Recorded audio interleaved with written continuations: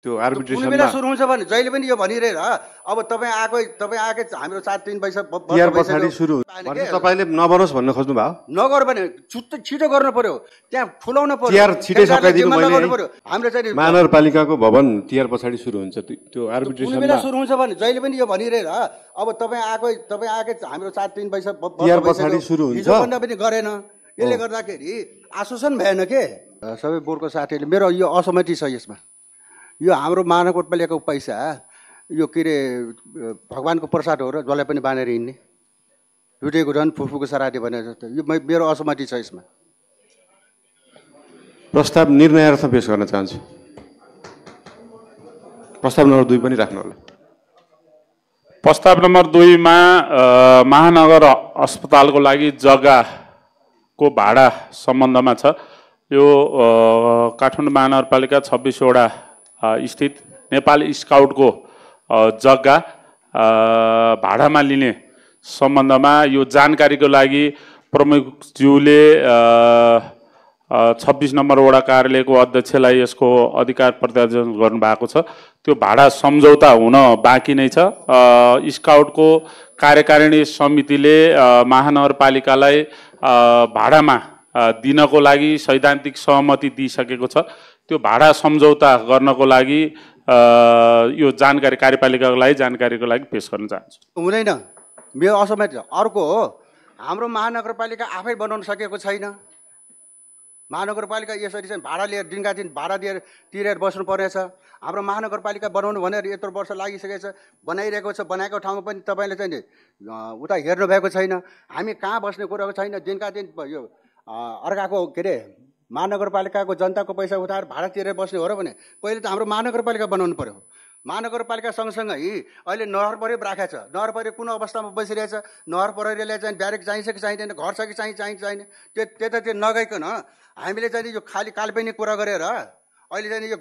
Hospital बनाउने यो बनाउने भन्ने कुरा लागिरहेको हुन्छ र पहिले आफ्नो घर बनाउन महानगरपालिकाको भवन बनाउन त्यसपछि मात्र अरू कुरा गरौँ न यो मेरो हाम्रो असहमति छ असहमति भन्ने गर्नु यसमा काकालाई म अनुरोध गर्न चाहन्छु यो चाहिँ हामीले महानगरपालिकाको अस्पताल निर्माणको गर्नको लागि स्काउटको जग्गा भाडामा लिने सम्झौता हो यो चाहिँ हामीले स्काउटलाई बनाइदिन लागेको होइन त्यो मैले त्यो भनेकै होइन भने महानगरपालिकाले हस्पिटल चाहिँ अहिलेको तुरुन्तै चाहिने हो कि महानगरपालिकाको भवन हामी यहाँ बैठक बस्नलाई के अरे कार्य सञ्चालन गर्नको लागि चाहिएको हो मैले यो यसमा यो गर्नुभयो भने अर्को कुरा हामीले बल्ल बल्ल यो कुरा तपाईँले भनेर नखेर अप्ठ्यारो पर्ला भनेर त्यही अब दिनुहुन्न कसैले दिनुहुन्न भनेर अरूलाई जग्गा अधिग्रहण गरेको जग्गा स्काउटले दिएको जग्गा त्यो कसैले दिनुहुन्न भनेर त मुद्दै परिरहेको छ त्यहाँ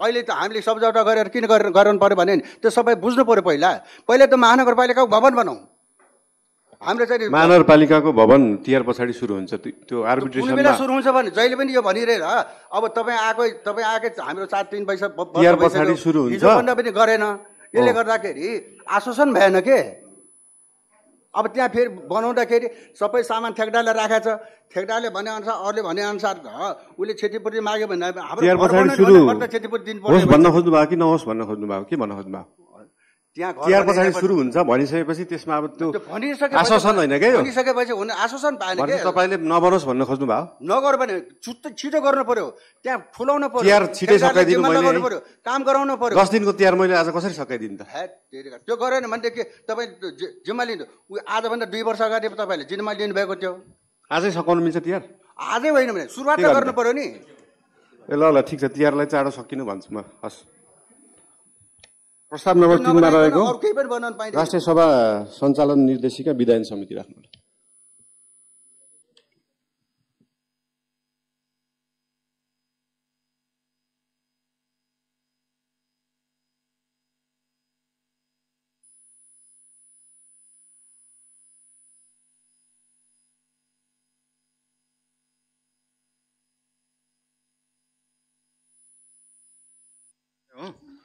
त्यो अस्ति एजेन्डामा आएको थियो त्यसो यसो गरौँ न त्यो पढेर संशोधन सहित 7 दिनभित्र पास गरौँ हस् प्रस्ताव नम्बर 4 मा रहेको सामाजिक समिति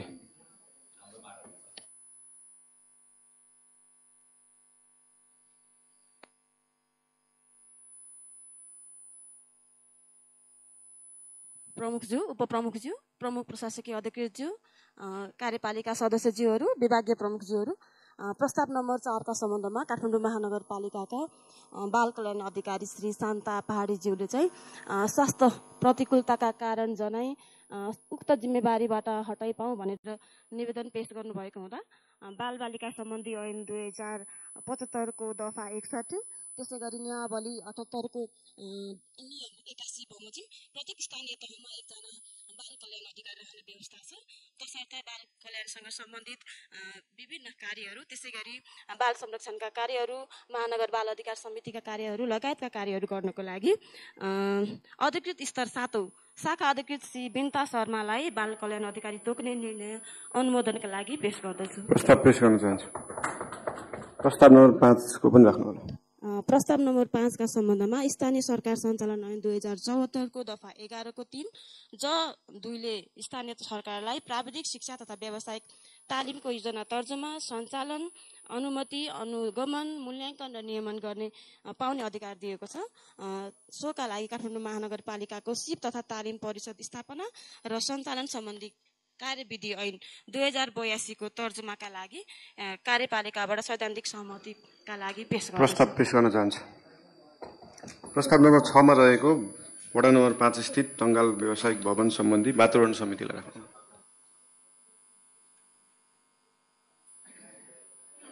प्रस्ताव नम्बर 6, 7 र 8 मा रहेको यो EIA प्रतिवेदन जुन चाहिँ वडा र सार्वजनिक निर्माण शहरी व्यवस्थापन विभागबाट आइसकेको हुनाले चिन्ता प्रस्ताव पेश गर्न चाहन्छु।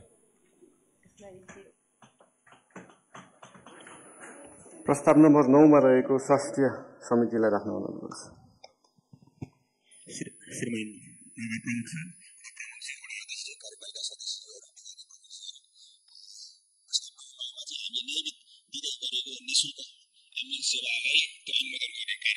जुन मासिक रूपमा चाहिँ हामीले 24 लाखको दरले एम्बुलेन्स सेवा दिइरहेका छौँ र त्यही एम्बुलेन्स सेवालाई अनुमोदन गर्ने हो। प्रस्ताव पेश गर्न चाहन्छु। प्रस्ताव नम्बर 10 मा रहेको पनि राख्नु अनुरोध छ। प्रस्ताव नम्बर 10 मा चाहिँ हामीले जुन 10 वटा शहरी स्वास्थ्य प्रबन्ध केन्द्रहरूमा हामीले विनियोजन गरेका छौँ र अहिले दिल्लीको चाहिँ देशै भरिकै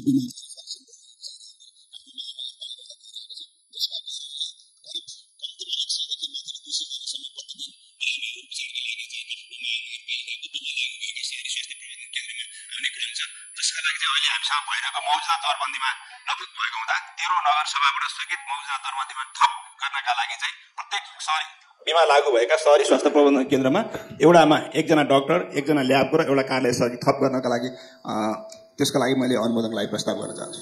यस विषयमा मैले केही कुरा राख्ने अनुमति चाहे। यो 10 वटा संस्था जो बिमा संस्था भएको चाहिँ प्रबन्ध केन्द्रहरू महिनामा कति दिन खुल्छ? यो महिनामा झन्डै 24 दिन बिदा भयो, त्यस्तै त्यहाँ बिदाई बस्ने हो। स्वास्थ्य केन्द्रहरू चाहिँ अन्य साधारण विभाग जस्तै चलाउने हो। एउटा त स्वास्थ्य बिमा लागू भएका प्रबन्धक केन्द्रहरूमा ल्याबको आवश्यकता छ, ल्याबको स्वास्थ्य कर्मीहरू उपलब्ध छैन। अर्को कुरो, स्वास्थ्य ल्याब चलाएपछि बिहान 7 बजेदेखि चाहिँ अथवा 8 बजेदेखि चाहिँ त्यो ल्याब चलाउनु पर्ने हुन्छ, त्यसको व्यवस्था छैन। अर्को चाहिँ हरेक विधामा चाहिँ स्वास्थ्य विभाग स्वास्थ्य केन्द्रहरू बन्द हुने हो नि, त्यो राख्नुको महत्त्व के? त्यसकारणले मैले धेरै पहिलेदेखि भनिरहेको छु, स्वास्थ्य सम्बन्धीमा अलग एउटा नियम कानुन बनाएर स्वास्थ्य जनशक्ति उपलब्ध गराएर स्वास्थ्य क्षेत्रमा चाहिँ जस्तो शिक्षा क्षेत्रमा नगरपालिकाले धेरै काम गरिसकेको छ, स्वास्थ्य पनि गर्न खोजिरहेको हो, तर गरिरहेको अवस्था छैन। अब चाहिँ तपाईँको 10 बजे खुल्छ, 11 बजेतिर काम सुरु हुन्छ, 4 बजे बन्द हुन्छ। यही किसिमले स्वास्थ्य केन्द्र चल्छ कि स्वास्थ्य केन्द्रको चाहिँ विशेष कार्यान्वयनको लागि विशेष विधाहरू चाहिँ कार्यविधिहरू बन्छ, त्यो चाहिँ स्पष्ट होस् भन्ने म चाहन्छु।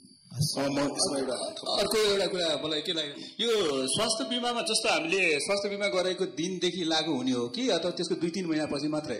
सकिँदाखेरि चाहिँ तुरुन्तै सकिने भयो जति एक्सपायर डेटमै, तर सुरु हुँदाखेरि चाहिँ 2-3 महिनापछि मात्रै भन्ने सुनेको छु क्या मैले। यसले गर्दाखेरि अब सेवकराईलाई त अप्ठ्यारो पऱ्यो नि त, जम्मा 9 महिनाको मात्रै हुने भयो। यसलाई चाहिँ 1 वर्षकै गर्दा कसो होला? त्यो चाहिँ गराउनु पर्यो, कसरी हुन्छ त्यो मिलाउनु पर्यो। मेरो एउटा यसमा सुझाव छ अध्यक्षज्यू मार्फत म स्वास्थ्य विभागलाई समितिलाई राख्न चाहन्छु।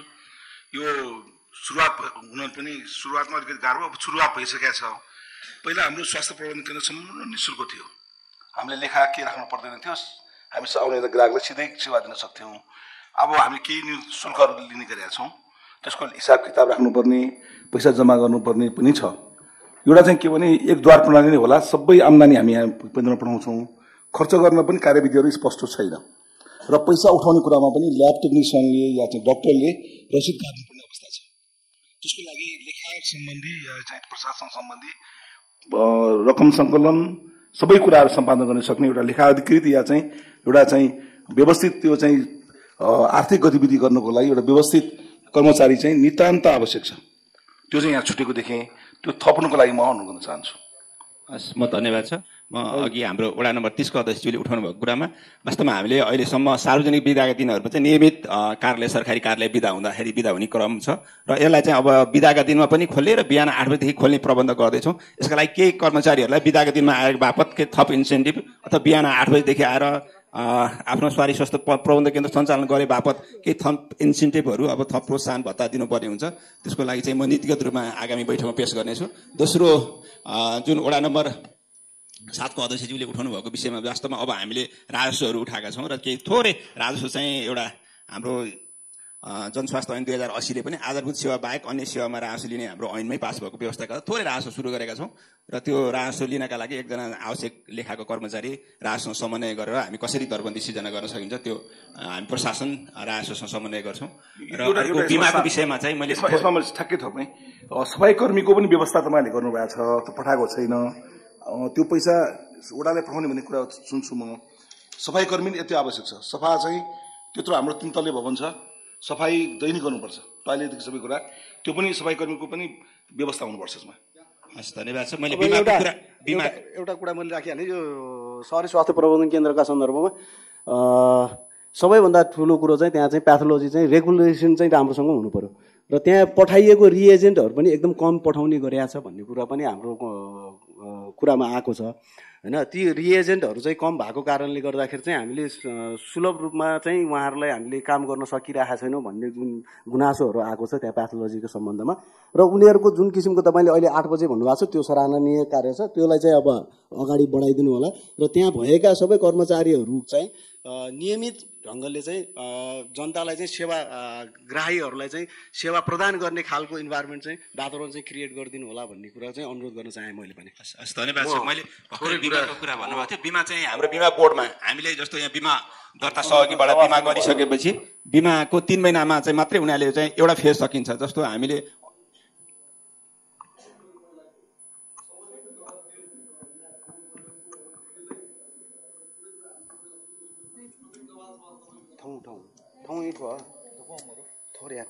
प्रमुखजी मार्फत सबैलाई नमस्कार अभिवादन व्यक्त गरेर यो स्वास्थ्य बिमाको लागू भइसके पछाडि स्वास्थ्य संस्थाहरूमा भएको भिड जुन नियन्त्रण गर्ने कुरा छ, मेरोमा पनि रामघाट स्वास्थ्य केन्द्रमा त्यो डक्टरलाई नै पिटौँला जस्तो गरेर भिडभाड भइरहेको अवस्था छ। हामीले हाम्रो त्यहाँ सुरक्षाकर्मी पनि राख्नुपर्ने जस्तो मलाई लाग्छ। यसमा कार्यालय सहयोगी र अरू डक्टरहरू थप्ने कुरा त राम्रो विषय आयो, तर एउटा सुरक्षाकर्मी पनि त्यहाँ थप्नु पर्ने जस्तो लाग्छ। अनि हामी यो बिमा लागू गर्ने, हस्पिटलहरूको लागि जग्गा भाडामा लिने, हस्पिटल बनाउने सबै कुरा त भन्दैछौँ कि डक्टर हामीसँग स्थायी छ? यहाँ हाम्रो महानगरपालिकामा डक्टर चाहिँ स्थायी छ कि छैन? त्यो 3-3 महिना 6-6 महिना 1-1 वर्षको लागि आउने डक्टरहरूले जाँचेर काठमाडौँ महानगरवासीको स्वास्थ्यलाई कस्तो असर गर्छ? त्यो डक्टर स्थायी पद हुनु पर्यो कि पदपूर्ति स्थायी गर्नेतिर पनि लाग्नु पर्यो, निश्चित हुनु पर्यो, डक्टरहरू निश्चित हुनु पर्यो। अनि स्वास्थ्य बिमा मार्फत जनताले पाउने औषधिहरू हामीले अहिले स्वास्थ्य केन्द्रहरूमा उपलब्ध गराउन सकेको अवस्था छ कि छैन? आजको दिनमा हेर्न गयो भने सिटामोल नपाउने जस्तो अवस्थामा छ। अनि जनताले तिरेको त्यो कर, त्यो त्यहाँ हामीले उहाँहरूसँग लिएको पैसा, उहाँहरूलाई दिने सुविधामा त्यो औषधि नै दिन सक्दैनौँ भने हामी अरू के कुरा गर्न सक्छौँ होला त? अहिलेको अवस्थामा त औषधिहरू पुरा पुगेको अवस्था छैन, यो सोधे पनि छैन, त्यो सोधे पनि छैनको अवस्था छ। यसमा चाहिँ ध्यान दिनुपर्ने जस्तो लाग्छ। यो अरू विषय, अरू निर्माणको विषयहरू जस्तो केही समय पछि गर्दा हुन्छ भन्ने विषय नरहला नि। मान्छे हस्पिटलमा आइसकेपछि, हाम्रो स्वास्थ्य केन्द्रमा आइसके पछाडि त्यहाँ आउने व्यक्तिले त्यहाँ उनलाई दिन्छु भनेर कमिटमेन्ट गरेका औषधिहरू दिन्छु भनेर लेखेका औषधिहरू त हामीले उपलब्ध गराउनु पर्ने होला। यो या ऊ बाहनामा हामीले त्यहाँ पुर्याउन सकेन भन्दाखेरि त काठमाडौँ महानगरपालिका त्यसमा फेल भएको देखिन्छ। त्यसकारणले यसमा ध्यान पुर्याउनु पर्छ जस्तो मलाई लाग्छ। र अब यो म्यान पावरको हिसाबमा आवश्यकता अनुसारको मान्छे राख्नु पनि पर्यो, सुरक्षा पनि थप्नुपर्छ जस्तो मलाई लाग्छ। त्यहाँ अब सुरक्षित नै नहुने, अस्ति त चिठी नै लेखेर पठाउनु पर्ने अवस्था आएको छ। मैले चिठी पनि पठाएको छु। मगाएको हिसाबमा त अब दैनिक 200 जस्तो मान्छे हुन्छ, 3 जना डाक्टरले हेर्नुहुन्छ, त्यो पनि डाक्टरहरूको पनि अब नभए हामी छोडेर हिँडिदिन्छु भन्ने टाइपमा कि त्यो भनेको स्थायी त्यहाँको नभएको कारणले हामी छोड्छु भन्ने भयो नि त। काठमाडौँ महानगरपालिका अस्थायीले मात्र चल्ने हो कि भन्ने डर भयो। स्थायी कर्मचारी, स्थायी डाक्टरको पनि म फेरि पुनः माग दोहोऱ्याउन चाहन्छु। यो स्वास्थ्यको क्षेत्रमा चाहिँ यही कुरा राख्न चाहे। प्रस्ताव पेश गर्न चाहन्छु। प्रस्ताव नम्बर 11 मा रहेको शहरी योजना आयोग सचिवालय राख्नु। श्रीमान प्रमुखज्यू, उपप्रमुखज्यू, प्रमुख प्रशासकीय अधिकृतज्यू, कार्यपालिका सदस्यज्यूहरू, विभागीय प्रमुखज्यूहरू सबैमा शहरी योजना आयोगको तर्फबाट नमस्कार भन्न चाहन्छु। हाम्रो चाहिँ शहरी योजना आयोगको सदस्य नियुक्तिको अनुमोदन सम्बन्धमा छ। शहरी योजना आयोग कार्यविधि गठन तथा सञ्चालन कार्यविधि ऐन 2075 को दफा 9 मा प्रमुखज्यूले 2 जना महिला सहित 9 जना सदस्य नियुक्त गर्ने व्यवस्था छ।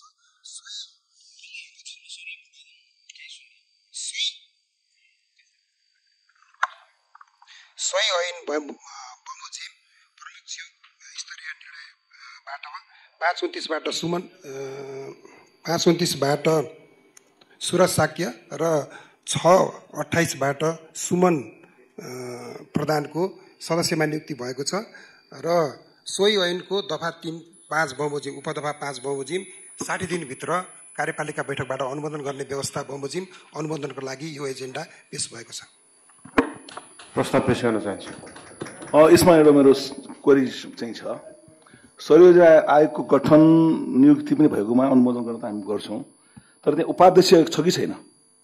उपाध्यक्ष कहाँ हुनुहुन्छ? उहाँको राजीनामा भएको हो कि निष्कासन भएको हो कि कारवाही भएको हो कि हामीलाई त जानकारी छैन। अनि उपाध्यक्षको अवस्था के हो त्यसमा स्पष्ट रूपमा कार्यपालिकाले जानकारी चाहियो। शहरी योजना आयोगमा उपाध्यक्ष चाहिँ निरन्तर रूपमा काममा हुनुहुन्छ। प्रस्ताव नम्बर 12 मा रहेको सूचना प्रविधि समिति।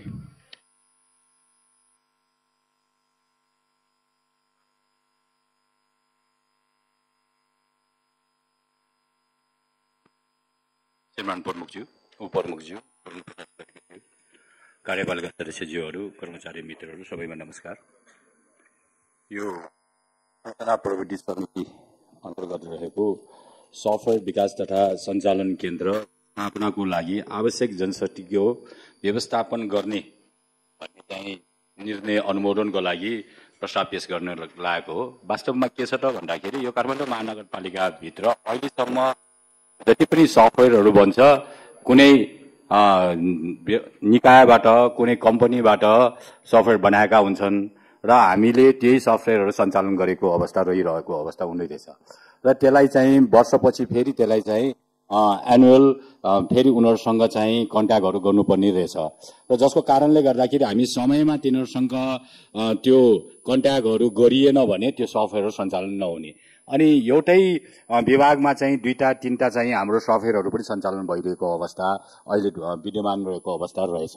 त्यस कारणले गर्दाखेरि अब त्यस्तो नगरिकन र फेरि हाम्रो सेक्युरिटी पनि नभएको कारणले गर्दाखेरि हामी आफै एउटा चाहिँ यो सफ्टवेयर सञ्चालन तथा व्यवस्थापन केन्द्र हामीलाई आफै चाहिँ त्यहाँ चाहिने आवश्यक जनशक्तिहरू राखेर सञ्चालन गरियो भने त्यो निरन्तर रहिरहन्छ र त्यो सफ्टवेयर हामीमै रहन्छ र वर्षभरिमा हामीले रिन्यू पनि गर्नुपर्ने अवस्था रहँदैन र सेक्युरिटी पनि हुने भएको कारणले गर्दाखेरि यदि हामीले त्यहाँको लागि आवश्यक जनशक्ति चाहिँ स्थापना गर्न सक्यो भने यो महानगरपालिकाको हितको लागि हुने भएको कारणले गर्दाखेरि यसलाई आजको बोर्डबाट चाहिँ हामीले निर्णय गर्ने हो भने यसलाई कार्यान्वयनमा अगाडि लान सकिन्छ भनेर प्रस्ताव पेश गरेका हुन्। धन्यवाद।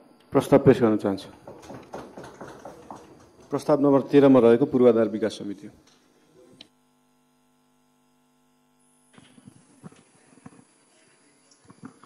श्रीमान प्रमुखज्यू, उपप्रमुखज्यू, प्रमुख प्रशासकीय अधिकृतज्यू, कार्यपालिका सदस्यज्यूहरू, व्यय प्रमुखज्यूहरू, काठमाडौँ महानगरपालिका बसन्तपुर स्थित हनुमान ढोका दरबार क्षेत्र अन्तर्गत का स्थानमा ढुङ्गा छाप्ने तथा मर्मत गर्ने कार्यको सम्झौता तथा कार्यदेश भई कार्य गर्ने क्रममा 629 वर्गमिटर छापेपछि पुरातत्व विभागले 2082-4-29 निर्माण कार्य रोक्का राख्न पत्राचार गरेको साथै कामपा वडा नम्बर 24 वडा कार्यालयबाट परिसरको उत्तर पश्चिम तर्फ ढुङ्गा छाप्ने कार्य सम्पन्न गरेको हुनाले पूर्व निर्धारित अत्यावश्यक स्थानमा करिब 865 वर्गमिटर मर्मत कार्य गरी बाँकी रहने परिणाम करिब 14,295 वर्गमिटर आवश्यकता अनुसार 1 देखि 32 वडा कार्यालयमा गर्न योजना स्थानान्तरणको निर्णयको लागि कार्यपालिकामा पेश भएको।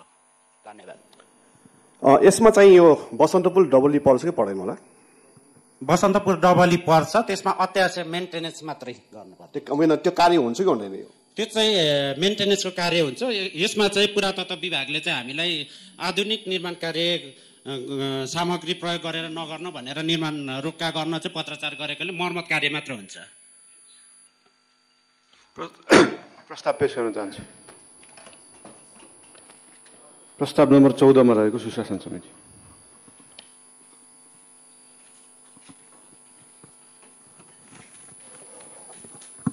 प्रस्ताव नम्बर 14 मा सिटीनेटद्वारा इन्डोनेसियामा आयोजित हुने 45औं सिटीनेट एक्जिक्युटिभ कमिटी मिटिङ कार्यक्रममा सहभागिताको लागि वडा नम्बर 16 का वडा अध्यक्ष श्री रोजिना श्रेष्ठलाई गरिएको मनोनयन अनुमोदन गर्ने सम्बन्धमा पेश गर्न चाहन्छु।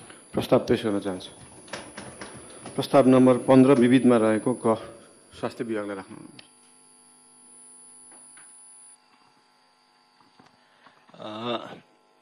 एम्बुलेन्स हाम्रो जुन नगरसभाले हामीले 8 करोड 10 लाख रुपियाँ एम्बुलेन्स खरिद र वितरण गर्नका लागि भनेर बजेट विनियोजन भएको थियो र जुन एम्बुलेन्स वितरण भइसकेको हुँदा त्यसको चाहिँ निकासा हामीलाई बिलहरू प्राप्त हुँदाखेरि सबै सम्बन्धित पालिकाकै नाममा चाहिँ बिलहरू प्राप्त हुँदो रहेछ। भन्सार छुट नेपाल सरकारले दिने भन्सार छुट पनि तत्त पालिकाहरूकै नाममा प्राप्त हुने र बिल भन्सार छुट सरकारी कागजपत्रहरू सबै तत्त पालिकाकै नाममा प्राप्त भएको हुँदा त्यो चाहिँ निकासा चाहिँ सम्बन्धित पालिकामै पठाउनु पर्ने अवस्था भएकोले त्यही निकासा चाहिँ 22,79,000 रुपियाँको दरले सम्बन्धित पालिका 35 पालिकामा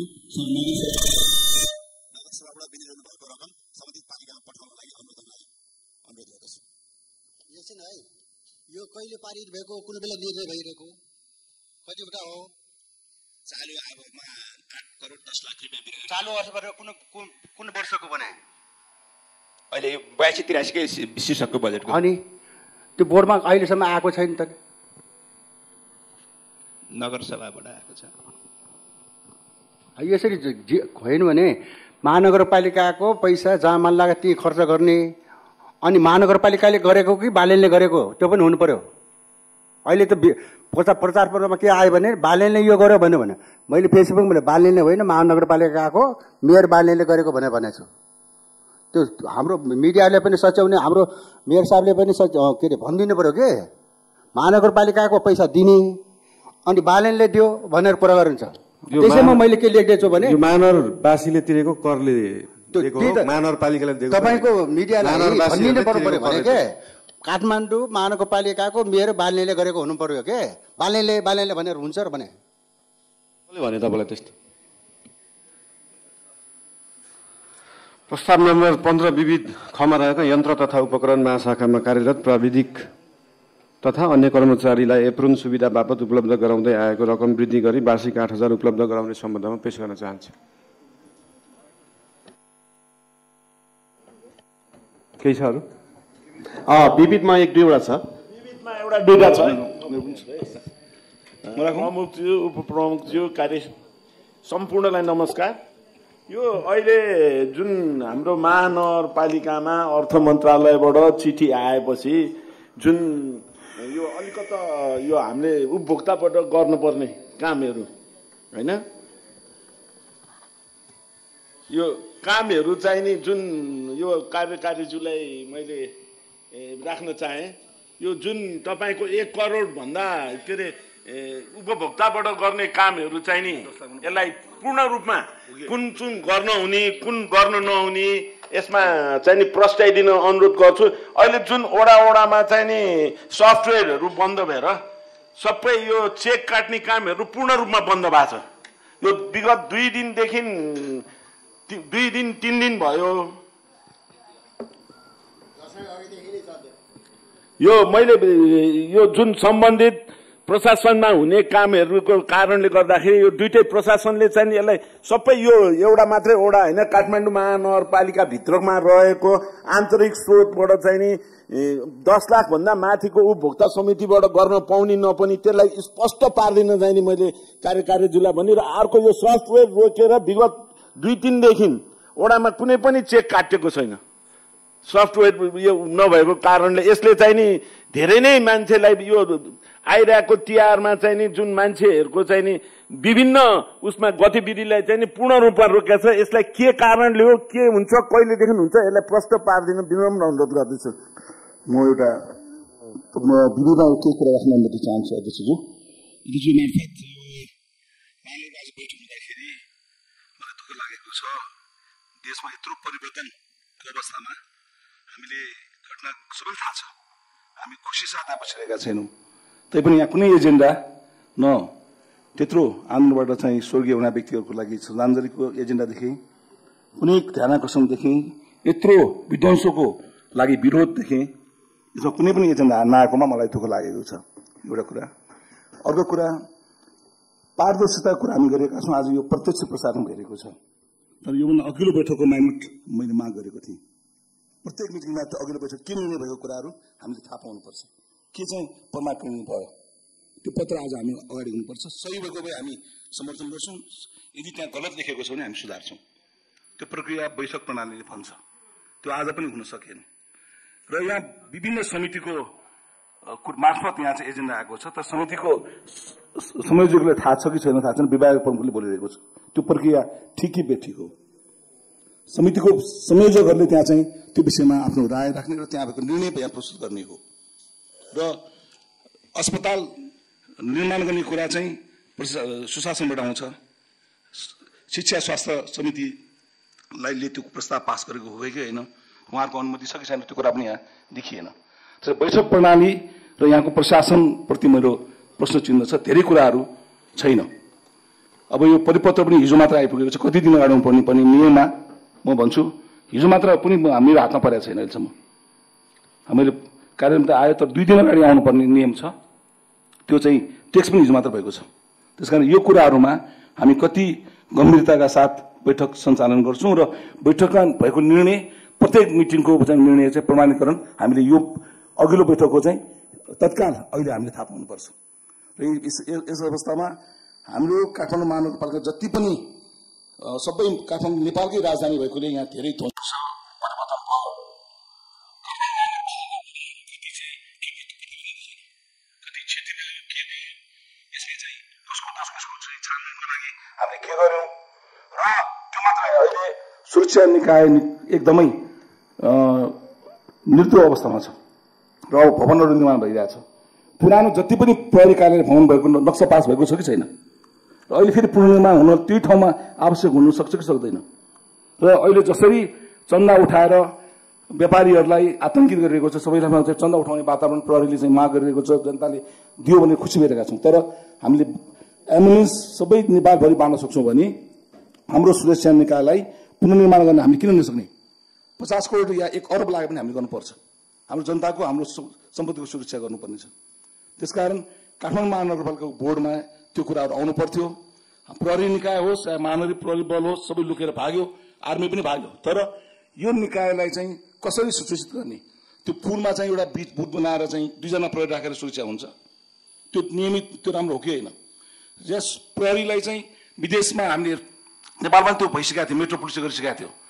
फोन गरेपछि घटना हुनासाथ तुरन्त प्रहरीको बयान आइपुग्छ, घरमा आइपुग्नु पर्छ। 7 मिनटदेखि 10 मिनटमा आएन भने त्यो प्रहरीलाई चाहिँ कारवाही गर्नुपर्छ भन्ने हाम्रो सिद्धान्त छ, अहिले पनि छ। एम्बुलेन्सको विषयमा त्यत्रो विवाद भएको छ, काठमाडौँ महानगरपालिकालाई त्यत्रो आरोप लागेको छ, खोइ यो विषयमा हामीले चिन्ता गरेको। रामेटीबाट मैले त्यो पार्फेटिनी बोलेको चाबेलमा गर्दाखेरि आदेश सेरोमनी बसिरहेछ। कसको आदेश छैन। वडा अध्यक्ष मेरो वडामा आग लाग्दाखेरि रामहेडको दमकल आउन सक्छ सक्दैन? विपद व्यवस्थापनले के गर्यो भन्ने कुरा पनि मलाई प्रश्न चाहन्छु। त्यसकारण यो घटनाहरूलाई चाहिँ हामीले आजको बैठकमा कुनै पनि एजेन्डा नआउँदा मलाई अत्यन्त दुःख लागेको छ। देशमा भएको यत्रो घटनामा हामीले चिन्तन गर्नुपर्ने, हामीले चाहिँ आज काठमाडौँ महानगरपालिकाको बैठकलाई सबैले हेरेको छ, समयमा किन भएन भन्ने कुरामा चिन्तित छौँ। हुने हो कि नहुने हिजोसम्म हामी थाहा छैन। बैठक प्रणालीमा 2 दिन अगाडि सूचना हुनुपर्ने कुरा पनि हुन सक्दैन भने हामी आज बैठक तुरन्त बेला तुरन्त आउनुपर्ने अवस्थाहरू छ। विशेष पृथ्वीमा बिचमा पनि बैठकहरू हुनुपर्ने हो। त्यसकारण बैठक प्रणालीमा म चाहिँ एकदमै चिन्तित छु। मलाई लाग्छ बैठक असल बैठक हुनुपर्छ, असल सभा हुनुपर्छ र अन्तर्क्रिया पनि असल हुनु पर्यो। हाम्रो अध्यक्षज्यूले प्रस्ताव राख्नुभयो, पास फेलै थाहा भएन मलाई। प्रस्ताव गर्छु पनि सिद्धियो, प्रतिक्रिया पनि खास आउँदैन। त्यो निर्णय कसरी भएको भन्ने कुरा हामीले सुझाव दिएर थप भएर आउँछ आउँदैन प्रमाणित पनि आज हामीले स्वास्थ्यमा चाहिँ सफाईकर्मी सुरक्षाकर्मी माग गरेका छौँ। अब त्यो जे आएको छ प्रस्ताव त्यो मात्र हो कि हामीले थपेको कुरा त्यहाँ समावेश हुने हो? त्यो कुराहरू चाहिँ अत्यन्त चिन्ताजनक छ। अहिलेको सरकारले दिएको परिपत्र सम्बन्धमा म भन्न चाहन्छु, धेरै कुराहरू हामी जनताको मागलाई चाहिँ सम्बोधन गर्ने हो भने हामीले दिएको निवेदन या जनताको निवेदन कति समयमा पुरा हुने नहुने कुराहरू निर्णय गर्नुपर्ने अवस्था छ। जनताको माग त्यो हो। सुशासन हामी कहाँ महानगरमा छ कि छैन? हाम्रो फाइल हराउने गर्थ्यो, सुधार गरेका छौँ, तर मलाई लाग्छ कति कुराहरू विभागहरूले निर्णय लिएर गर्न काम गर्न सक्दैन। फुटपाथको अलपत्रले कतिको खुट्टा भाँचेको छ। आन्दोलन नगरिकन धेरै मानिसहरूको क्षति भइरहेछ। कर्मी स्टुडेन्ट राख्ने त्यो चाहिँ निर्माण व्यवसाय कता हराइरहेको छ हेर्नु होला। अहिले चर्चा त्यो कुरामा चाहिँ गर्नुपर्ने छ। आकाशीय पुलहरू अल्पत्र रूपमा छोडिएको छ, त्यसको ट्राफिक व्यवस्थापन गर्न खोज्दाखेरि समन्वय हामीले राम्रोसँग भइरहेको छैन। त्यसकारण यो कुराहरूमा चाहिँ यहाँको विभागीय जिम्मेवारी लिने चाहिँ विभागीय प्रमुख लगायत समितिका संयोजक र समितिका पदाधिकारीहरूको बैठक नियमित रूपमा र मलाई लाग्छ विधिवत रूपमा हुनुपर्छ। त्यो निर्णयलाई यहाँ कार्यक्रममा आउनु पर्यो, अनि मात्र यो निर्णयको चाहिँ सही कार्यान्वयन हुन्छ। नभए चाहिँ विपद आउँदाखेरि हामी दमकल पुर्याउन सक्दैनौँ। एम्बुलेन्सको लागि चाहिँ अहिले भर्खर सम्झौता गर्ने आएको छैन। उहाँहरू 100ले चाहिँ म ड्राइभर छैन भन्ने कुरा पनि सुनिरहेको छु। समयमा पुगिरहेको छैन। हामीले प्रचार त धेरै गऱ्यौँ, तर त्यसको उपलब्धि के भएको कुरा पनि हामी बस्नुपर्छ लाग्छ। मैले धेरै कुरा नरहेकन आज यो अवस्थामा मलाई लाग्छ आजको कार्यपालिकाले सम्पूर्ण दिगम्बत हुनुभएका शहीदै घोषणा गरिसकेका छ। उहाँहरूप्रति श्रद्धाञ्जली संवेदनाको कुरा प्रस्ताव पनि आज यहाँ पास होस् भन्ने चाहन्छु। र यो हाम्रो त्यत्रो सम्पदाहरू ध्वस्त भएको कुरामा पनि हामीले के भन्छ निन्दनीय रूपमा चाहिँ हामीले चाहिँ आपत्ति जनाउनुपर्छ र यो कुरा नहोस् भन्ने किसिमले चाहिँ हामीले यसको चाहिँ घोर भर्सना गर्नुपर्छ भन्ने लाग्छ। धन्यवाद। बैठकको अध्यक्षता गरिरहेका काठमाडौँ महानगरपालिकाका अध्यक्षज्यू, उपप्रमुखज्यू, प्रमुख प्रशासकीय अधिकृतज्यू, कार्यपालिकाका सदस्यज्यूहरू, विभागीय प्रमुखज्यूहरू सबैमा शुभ बिहानीको न्यानो अभिवादन। धेरै कुरा बैठक मार्फत आइसकेको छ। म वडा नम्बर 7 को वडा अध्यक्षकै प्रस्तावमा थप केही प्रस्ताव राख्न चाहन्छु। पहिलो, गत भदौ 23 र 24 गते जुन देशमा घटना घट्यो, त्यो घटना पछिको समीक्षाको विषयमा हामी आज यो बैठकमा छलफल हुनु पर्थ्यो, केही एजेन्डाको रूपमा आउनु पर्थ्यो, त्यो आउन सकेन। म कार्यपालिकाको सदस्यको हैसियतले खेद प्रस्ताव पेश गर्न चाहन्छु। एउटा घटना धेरै जस्तो देशैभरि भए, तर काठमाडौँ महानगरपालिकामा त्यसको प्रभाव बढिरह्यो। अझ विशेष गरेर भन्नुपर्दाखेरि हाम्रो ऐतिहासिक धरोहरहरू, हाम्रो सरकारी भवनहरू, हाम्रो संसदहरू जलेर नष्ट भए। हामी अझ भन्नुपर्दाखेरि मलाई लाग्छ हेरेर बस्नु बाहेक हामी केही गर्न सकेनौँ। किनभने हामी पनि सुरक्षित थियौँ कि थिएनौँ भन्ने प्रश्न हामी आफैमा पनि उठेको थियो। हामी पनि अलि डराएको जस्तो, अलि पर्खर हेरेर बसेको जस्तो अवस्था थियो। जे भयो, जे उद्देश्यको लागि भइएको थियो, उद्देश्य पवित्र भए पनि, तर जुन 24 गते घटना भयो, हत्या, लुटपाट, आगजनीहरू भयो, यो बैठकमा म पुनः एकपटक खेद प्रस्ताव पेश गर्न चाहन्छु। अर्को कुरा, अरू सबै त नेपाल सरकारले अहिले छानबिनको क्रममा छ, जिम्मेवारी उहाँहरूले लिनु होला र त्यसको पुनर्निर्माणको कामहरू पनि सुरु गर्नु होला। तर यो आजको बैठकबाट एउटा चिज हामीले भन्नै पर्दाखेरि सबैभन्दा हामीलाई रुनै मन लाग्ने हाम्रो ऐतिहासिक धरोहर जुन सिंहदरबार जलेको छ, त्यो हामी जलेको टुलु टुलु हेरेर बसिराख्दाखेरि आजको यो बैठकबाट म के पनि प्रस्ताव गर्न चाहन्छु भने एउटा संकल्प प्रस्ताव पेश गर्न चाहन्छु। सिंहदरबार जुन जलेर खरानी भएको छ त्यसको पुनर्निर्माणको जिम्मा यो सिङ्गो काठमाडौँ महानगरपालिकाले लिनुपर्छ र हामी ढलेको सिंहदरबार हामी आफै बनाउँछौँ भन्ने पनि एउटा संकल्प प्रस्ताव म यहाँ पेश गर्दै अर्को सँगसँगै हाम्रा कर्मचारीहरू साथीहरूको धेरै सवारी साधनहरू, हाम्रै धेरै अन्य सवारी साधनहरू जुन फोहोरमा प्रयोग हुने, जुन सुरक्षामा प्रयोग हुने पनि जलेर खरानी भएको छन्, त्यसको पनि क्षतिपूर्ति। र अर्को कुरा यो विपद सुरुदेखि नै भन्ने कुरा के हो भने विपदको लागि मात्र देखिन्छ। यो कस्तो हुन्छ भनेर जब विपद पर्छ तब मात्र थाहा हुन्छ। अस्ति भर्खरै मात्र पनि धेरै ठाउँमा आगजनी भयो, हामीले दमकल पुर्याउन सकेनौँ। त्यो बेला अर्कै एउटा स्थिति थियो। सँगसँगै अस्ति भर्खर 20 नम्बर वडामा आगजनी भयो, हामीले एकजना ड्राइभर जो सशस्त्र प्रहरी हुनुहुन्छ उहाँहरूलाई त्यो दमकल चलाउने जिम्मेवारी त दिएको छौँ। रेकर्ड हेर्दाखेरि टाइममै निक्लेको देखिन्छ दमकल, तर घटनास्थलमा टाइममा पुगेको देखिँदैन। तर त्यहाँ ठुलो क्षति भइसकेपछि मात्र दमकल पुगेको देखिन्छ। र हामीलाई अलि मिडियाहरूले पनि हाम्रै छिमेकी महानगरपालिका नगरपालिकाहरूबाट दमकल आएर त्यसको व्यवस्थापन गरियो भनेर न्युज सुन्दा पढ्दा हामीलाई पनि दुःख लाग्छ। त्यसकारण यसमा पनि अलिकति सम्बन्धित निकाय, विशेष गरेर काठमाडौँ महानगरपालिकाका प्रमुख उपप्रमुख, हामी विषयगत समितिका संयोजकहरूले पनि अलिकति यसमा अब एउटा स्पष्ट कार्ययोजना बनाएर अगाडि बढ्नुपर्छ जस्तो लाग्छ। र अन्तिममा हामी हिजो तत्त समयमा पुग्न सकेनौँ, कतिको हामीले विपद जोखिम न्यूनीकरण गर्यौँ भन्ने कुरा त्यो समीक्षाको विषय हुनेछ। एउटा अब यो छानबिनको कार्यदल पनि बनाएको छ, त्यसको पनि रिपोर्ट आउँछ होला।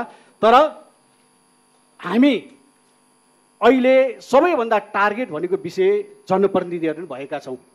विशेष गरेर काठमाडौँ महानगरपालिकाको वडा अध्यक्ष, वडा सदस्यहरू यसको निशानाको विषय धेरैले बनाइएका छन्।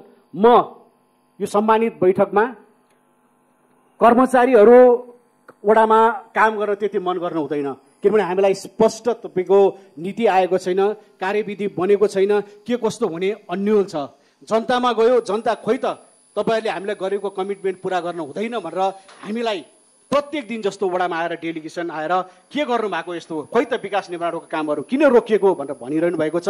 म यो सम्मानित बैठकमा यी सबै अवरोधहरू, बाधा व्यवधानहरू चिरिदिन पनि सम्बन्धित प्रमुख प्रशासकीय अधिकारी मार्फत प्रमुखजीको ध्यान आकर्षण गर्दै मेरो भनाइ अन्त्य गर्छु। धन्यवाद।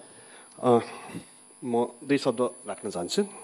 यसै सबभन्दा पहिला म विवाद व्यवस्थापन समितिका संयोजक प्रेमजीलाई चाहिँ म धन्यवाद दिन चाहन्छु, किनभने उहाँले मेरो विषय उठान गर्ने विषयमा नै टेकेर केही कुरा राखिदिनु भएकोमा म यसमा के थप गर्न चाहन्छु भने जसरी चाहिँ यो 20 वडाको चाहिँ आगलागीको घटना घट्यो, त्यो घटना घटिसकेपछि अहिले कमी कमजोरको विषयमा प्रेमजीले उल्लेख गरिसक्नु भएको छ। समयमा दमकल निस्केको देखिने ठाउँमा चाहिँ समयमा नपुगेको, यसको बीचको चाहिँ यो जुन चाहिँ कमी कमजोर छ के कारणले भयो भन्ने सवालमा चाहिँ म अलिकति प्रश्न के गर्न चाहन्छु भने दमकल निस्किएको छन्, तर जुद्ध बारोडे केन्द्रमा पानी नभएकोले पानी लिनु गएर पानी लिएर आइसकेको अवस्थासम्ममा अरू आर्मीको, ललितपुर महानगरपालिकाको र अन्य भक्तपुरको समेत दमकल त्यहाँ पुगिसकेको अवस्था र त्यसपछि चाहिँ हाम्रो जुद्ध बारोडे केन्द्र जुन चाहिँ 2 मिनट 5 मिनटको चाहिँ डिस्टेन्समा भएको जुद्ध बारोडे केन्द्र त्यहाँ पुगिसकेको अवस्था देखेका। त्यसले गर्दाखेरि भर्खर चाहिँ समितिका संयोजकले भन्नुभयो जस्तै सबैमा ठाउँमा कसरी चाहिँ समयमा नपुग्यो भन्ने कुरा यसमा कमजोर देखिएको छ। ल त्यसपछि चाहिँ घटना घटिसकेपछि तत्कालीन रूपमा हुन त 20 वटाको अध्यक्षज्यूले पनि यहाँसँग चाहिँ पर्सनली कुरा राखिसक्नु भएको होला। धेरै फोन कल हुन्छन्, स्थानीयले फोन गर्छन्, फोन उठिन्छ, त्यसपछि त्यो बिचमा 5-10 मिनट चाहिँ ग्याप हुने रहेछन् र त्यसपछि चालकको समस्याहरू अहिले भनिसक्नुभयो, एकजना चालक मात्र रहेछन् त्यहाँ, चालक सुतिरहेको अवस्था छन्, उठेर आउँदाखेरि समय लाग्ने भन्ने कुराहरू चाहिँ हुन्छन् र मान्छेहरू आँटिसकेको हुन्छन् र त्यहाँबाट आँटेको मान्छेहरू 1-2 मिनट 5 मिनटमा 2 मिनटमा पुग्ने ठाउँ भएकोलाई दौडेर जान्छन्। दौडेर गइसकेपछि त्यहाँ कराउँछन्, चिच्याउँछन्, अनि त्यसपछि बल्ल बल्ल चाहिँ दमकल स्टार्ट हुन्छन् र अनि त्यसपछि अनि अर्को फेरि समस्या पानीको आउने रहेछन् त्यहाँ र त्यो गर्दै जाँदाखेरि चाहिँ त्यहाँ त्यो आगोले विकराल रूप लिइसकेको हुने रहेछन् भन्ने कुरा घटनाहरू यहाँले चाहिँ बुझ्नुपर्छ। त्यसैले म के भन्न चाहन्छु भने यसमा चाहिँ विशेष गरी चाहिँ हाम्रो जुड्डो बारुद यन्त्रमा आगलागी नियन्त्रणका लागि राखेको जुन ठाउँ हो त्यो ठाउँमा को नेतृत्व गर्ने जुन चाहिँ विभागीय प्रमुख हुनुहुन्छ त्यो सक्षम व्यक्ति हो कि होइन, प्रश्न अहिले चाहिँ उठिरहेको अवस्था छन्। किनभने त्यहाँ आग कागज कपडाको गोडामा आगो लागेको छ, हामीले पानी छर्कियो भने त्यहाँ के हुन्छ भन्ने कुरा उसलाई जानकारी छ कि छैन, एक नम्बर। अर्को चाहिँ त्यसैले गर्दाखेरि अब पानी हाम्रो 23 वटा भित्रमा एक्जाम्पल भन्नु भने म आफै पनि मलाई फोन चाहिँ 4:30 बजे आएको थियो, म त्यहाँ 5 बजे भित्र पुगिसकेको थिएँ। त्यसपछि मेरो 23 वडामा लगभग 1 लाख लिटर पानी रिजर्भ छ, जुन चाहिँ त्यो घटना घटेको ठाउँ र जुड्डो बारुद यन्त्र मेरो आफ्नै वडा भित्र नै पर्छन्। उहाँले सबैले थाहा छन् कि 23 वटा भित्रमा चाहिँ कमसेकम 30-30 हजारको लिटरको ट्याङ्की 4 वटा बनाइरहेको छ। कहाँ छ एकचोटि चाहिँ समन्वय गरौँ कि भन्ने उहाँले गर्नुभएको भए सायद कि त्यो दमकलले बाल्दोसम्म पानी लिन जानु पर्ने थियो होला, त्यही आफ्नै आँगनमा उसले पानी पाउँथ्यो। तर उहाँहरू जानुभयो, कहाँ जानुभयो थाहा भएन। त्यसैले यसले गर्दाखेरि पनि यो विकराल रूप लिएको अवस्था जस्तो देखिन्छन्। दोस्रो, अब त्यहाँ विज्ञताको कमी, अघि भने विज्ञताको कमी कसरी देखियो भनेर भन्दाखेरि त्यहाँ कस्तो किसिमको आगलागी भएको हो र त्यहाँ कस्तो किसिमले चाहिँ अब चाहिँ नियन्त्रण गरियो भने ठिक हुन्छ भन्ने कुरा जानकारी हुनुपर्ने हो, तर त्यो देखिएनन्। अनि यो विज्ञताको कमी कमजोरी कसरी मैले महसुस गरेँ भनेर भन्दाखेरि पातनबाट आएका दमकलको मा दुईटा व्यवस्था रहेछ, पानी र फोम। अब त्यहाँ आवश्यकता अनुसारले उनीहरूले चाहिँ त्यहाँ त्यो प्रयोग गर्ने र त्यसले गर्दाखेरि चाहिँ अब चाँडै नियन्त्रण गर्नलाई चाहिँ उसले चाहिँ धेरै सहयोग पुग्ने अवस्था देखेको छ। त्यसैले हाम्रो दमकल हुन त ढिला पुगिहाल्यो सबै आइसकेपछि। दोस्रो, अब त्यहाँ विज्ञताको कमीहरू त्यहाँ देखेकोले चाहिँ यी ठुलो विकराल रूप, जस्तै सुरुमा आउँदाखेरि चाहिँ जुन गोडाममा लागेको थियो त्यसलाई मात्र नियन्त्रण गर्न सजिलो हुन्थ्यो र त्यसपछि भक्तपुरबाट आएर उनीहरूको स्ट्राटेजिकल त्यहाँ के हो भने एउटा क्षेत्रले कसैले भक्तपुरले पश्चिम क्षेत्र चाहिँ नियन्त्रण बढ्न नदिने, किनभने आगो लागिसकेपछि निभाउने भन्दा पनि अब अरू थप क्षति हुन नदिने, बढ्न नदिने काम उनीहरूले गर्ने रहेछन्। त्यस्तो हिसाबले एउटाले पश्चिम क्षेत्र चाहिँ बढ्न नदिने, एउटाले दक्षिण क्षेत्र बढ्न नदिने, अर्को त्यस्तो हिसाबले चाहिँ पातन भक्तपुर र त्यहाँ चाहिँ अब आर्मीको दमकलले आफ्नो स्ट्राटेजिकल काम गरिरहेको थियो। त्यसमा फेरि हाम्रो दमकलको हाम्रो फायर हाइड्रेन्टहरूले चाहिँ अलिकति त्यहाँ त्यस्तो विज्ञता कम देखियो, जसले गर्दाखेरि उनीहरूलाई पानी हान्ने मात्रै याद छ, अरू त्यति उनीहरूले सोच्न सक्ने अवस्था नै उहाँहरूसँग भएन। र त्यसपछि चाहिँ मैले अघि भन्नु खोजेको चाहिँ विशेष गरी यसमा के भन्न चाहन्छु भने म 5 बजे पुगेँ, 5 बजेपछि मैले सबभन्दा पहिला अब पानी कमजोरी भयो भनेर थाहा भइसकेपछि म कहाँ भएको पानीलाई निकाल्नु पर्यो, त्यहाँबाट चाहिँ लोड गरेर ल्याउनुको लागि भनेर विभागीय दमकलको चाहिँ प्रमुखजीलाई मैले फोन गरेँ। उहाँले पानीको पानी लिन गइरहेछ मात्र भन्नुहुन्छ। ए बाबा, म कहाँ भएको चाहिँ पानी कमसेकम लोड गरेर पठाइदिनुको लागि त्यहाँ हामीले पोर्टेबल पम्प किनेको छौँ। पूर्व मेयर विद्या सुन्दर साकियाले नाम दिनुपर्छ हामीले। त्यो बेलाका सिपिसी होइन त्यो भनौँ अहिले सिपिसीबाट चाहिँ एउटा प्लानिङ गरेर हामीले चाहिँ पोर्टेबल पम्प र त्यहाँ चाहिँ थप आफ्नै घरको ट्याङ्कीबाट पनि धेरै आगलाई नियन्त्रणलाई चाहिँ तत्काल पर्नासाथ नियन्त्रण गर्न सक्ने गरी भनेर हामीले त्यो पोर्टेबल पम्प आवश्यकता छ पिटी सहरको लागि भनेर चाहिँ हामीले त्यहाँ प्राय ड्रिल पनि गरेको थिएँ र त्यहाँ प्र्याक्टिस पनि गरेको थिएँ। अब त्यसलाई आधार मानेर हामीले अहिले जुड्डो बारुद यन्त्रमा 2टा चाहिँ पोर्टेबल पम्प पनि छ त्यहाँ, जुन चाहिँ अस्ति चाहिँ राष्ट्र सभागृहमा पानी भर्दाखेरि त्यही पम्पबाट चाहिँ फालिरहेको थियो। त्यो पम्प थियो, मैले त्यो विभागीय प्रमुखलाई पटक पटक भने ए बाबा त्यो पम्प ल्याइदिनु हो, त्यहाँ पानी त्यहाँबाट लोड गरेर त्यो ट्याङ्कीमा चाहिँ लोड गरिदिनु पर्यो भनेर भन्दाखेरि ज्यानकै मान्नु भएन उहाँ। ज्यानकै कमसेकम आधै घन्टा उसले डिस्टर्ब गरिदियो मलाई। त्यसपछि म राजु पाण्डेज्यू नगर प्रमुख उहाँको चेन अफ कमान्ड उहाँकोमा बस्नुहुन्छ, उहाँ मैले राजु पाण्डेजीलाई फोन गरेर चाहिँ ल तपाईँको कर्मचारीले मेरो कुरा सुनेन मानिएन त्यसरी तपाईँले भनिदिनु पर्यो भने चाहिँ मैले उहाँ चिच्याएर उहाँलेसँग भने त्यसपछि उहाँले भनिसकेपछि 6:15 भित्रमा मात्रै त्यो पानी तान्ने पम्प जुन चाहिँ लोड गर्ने पानी लोड गर्ने पम्प ल्याएर चाहिँ उसले चाहिँ मेरो म 23वटामा भएका त्यो ट्याङ्कीमा चाहिँ उसले चाहिँ व्यवस्थापन गरेर त्यसपछि 2 मिनट 3 मिनट भित्रमा पानी लोड गरेर त्यहाँ चाहिँ एकदम सहज रूपमा चाहिँ पानी सप्लाई भयो। लगभग मकानको 1 लाख लिटर हालडी पानी मध्ये 70,000 लिटर पानी चाहिँ त्यहाँ प्रयोग भएको छ भनेर भन्दाखेरि यो समस्याहरू कमजोरी यो पर्दाखेरि चाहिँ तत्कालीन रूपमा चाहिँ त्यस्तो विपद पर्दाखेरि सबै संयन्त्रहरू एकदम एक्टिभ हुनुपर्नेमा अब त्यस्तो चाहिँ कमजोरीहरू देखेको छ। अब यसलाई चाहिँ अब यो त भइसक्यो, अब भोलि पनि त्यस्तो नहोला के भन्ने अब यसलाई चाहिँ अब कसरी व्यवस्थापन गर्ने। त्यसैले अब विज्ञताको कमी भनेर भन्नुको मतलब चाहिँ के भने हामीले जुद्ध बारुद यन्त्र सञ्चालन गर्नको लागि चाहिँ क्षमता विकास गर्नुपर्छ भनेर त्यहाँ धेरै कर्मचारीलाई क्षमता विकासको ट्रेनिङहरू दिएको छु। हामीले सबैले बुझेको छ धेरै त्यो विज्ञता भएका व्यक्तिहरू अहिले हामीले पार्किङ हटाउनलाई प्रयोग गरिरहेका छौँ त्यो जनशक्तिलाई। तर विज्ञता नभएका व्यक्तिहरू त्यहाँ दमकलमा प्रमुख भएर बसिराख्नु भएको छ। हेर्नुहोस् दुर्भाग्य भनौँ कि के भनौँ, घटना घटिसकेपछि हामीले यो मूल्याङ्कन गरिरहेका छौँ अहिले। त्यसैले यस्तो चिज चाहिँ नहोस्।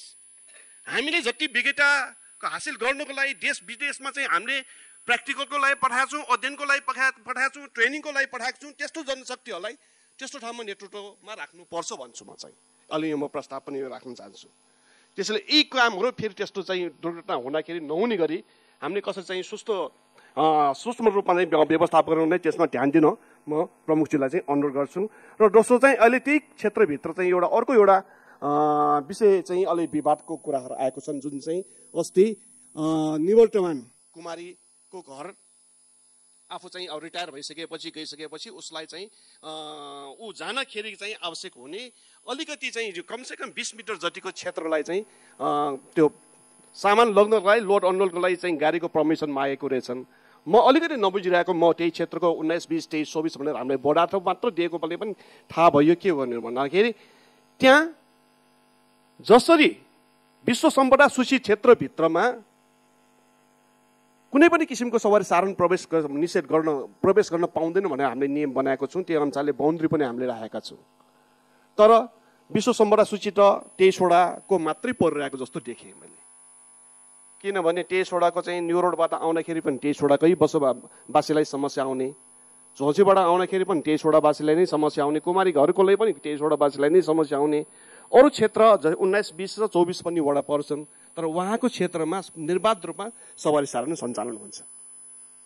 मोरु क्षेत्र, प्याफल क्षेत्र र यता हाम्रो मकन क्षेत्र सबै साधन सञ्चालन भइरहेको छ। त्यो पनि विश्व सम्पदा सूची क्षेत्रभित्रमै पर्ने हो। अब त्यो सबै ठाउँमा हुने भए कमसे कम चाहिँ त्यस्तो सेन्सिटिभ क्षेत्र भनेर अहिले जुन चाहिँ जसरी हामीले पहिला राख्नु थियो तर अहिले चाहिँ जसरी चाहिँ हामीले चाहिँ त्यसलाई चाहिँ कडाइका साथ लागू गरिरहेका छौँ। हुन त योभन्दा पहिला पनि प्रमुखज्यूलाई चाहिँ हामीले 19, 20, 23, 24 का वडाध्यक्षज्यूहरू हामी उपसमिति मार्फत छलफल गरेर कमसेकम यी तत्त विषयलाई अलिकति फ्लेक्सिबल भएर चाहिँ काम अगाडि बढायो भने राम्रो होला भनेर प्रस्ताव पनि हामीले चाहिँ यो मूल समितिमा हामीले राखेको पनि थिए। तर त्यो बेला चाहिँ अब पनि सम्बोधन चाहिँ भइएन। तर यी गल्ले गर्दा यस्तै किसिमको चाहिँ घटना कहिलेकाहीँ घट्दाखेरि ती कुराहरू याद आउँछ हामीलाई कि कमसेकम यस्तो विषयमा सेन्सिटिभ विषयमा अलिकति सोच्ने हो कि अलिकति यस्तो विषयमा चाहिँ अलिकति छलफल गरेर चाहिँ अगाडि बढ्यो भने त्यस्ता सेन्सिटिभ विषयलाई चाहिँ इस्यु नबन्ने हो कि। अहिले यो एक पक्ष चाहिँ आफ्नो हिसाबले लागिरहेको अवस्था छन्। किनभने 58 सालमा त्यो लागू गर्दाखेरि कुन घटनाक्रम कसरी किन त्यो गरियो भन्ने कुराहरू त्यो सबै स्थानीयले थाहा छन् कि त्यो बेला सायद कि 58 साल भन्दाखेरि आजभन्दा लगभग चाहिँ 22-24 वर्ष अगाडि। अब त्यहाँको वस्तुस्थितिलाई चाहिँ मध्यनजर गरेर चाहिँ हामीले चाहिँ के कस्तो किसिमले गर्न सकिन्छ त्यो जुन चाहिँ अहिले उनीहरूको एउटा माग छन्। जसरी चाहिँ अब चाहिँ प्रमुख नगर के भयो प्रहरी बल प्रमुखको राजीनामा र क्षमा मागेर चाहिँ क्षमा पूजा गर्नुपर्ने भनेर चाहिँ अहिले हामीलाई बोर्डार्थ आइरहेको छ। त्यस विषयमा के कस्तो किसिमको चाहिँ यहाँले चाहिँ प्रमुखज्यूले चाहिँ लिइराख्नु भएको छ या त्यो यो कार्यपालिकामा यो जानकारीको लागि म अरू सदस्यहरूलाई पनि जानकारी होस् भनेर राख्दैछौँ। यस विषयमा पनि कमसेकम अहिले हामी पुनर्मूल्याङ्कन गरौँ, छलफल गरौँ र यस्तो कमी कमजोरी यदि यस्तो सेन्सिटिभ विषय हो भने यसलाई पनि अलिकति विशेष ध्यान दिउँ भन्ने चाहिँ म अनुरोध चाहिँ गरेँ। र अन्तमा चाहिँ म अर्को अघि भर्खर चाहिँ हाम्रो 7 नम्बर वडा अध्यक्षज्यूले भनिसक्नु भएको भयो, यस्तो देशमा चाहिँ विषम परिस्थिति यस्तो चाहिँ घटना घटिसकेपछि पनि यो हाम्रो कार्यपालिकाले कुनै किसिमले सम्बोधन नभइरहेको, कुनै यो गुन्जाइसी यो एजेन्डामै नआएको भनेर जुन दुःख व्यक्त गर्नुभयो, म त्यसलाई नै समर्थन गरी मेरो मन्तव्य यहीँ टुङ्ग्याउँछु। धन्यवाद। थोरै कुरा राख्न अनुमति चाहन्छु। मैले थोरै आफ्नै वडाको सरसफाइको लागि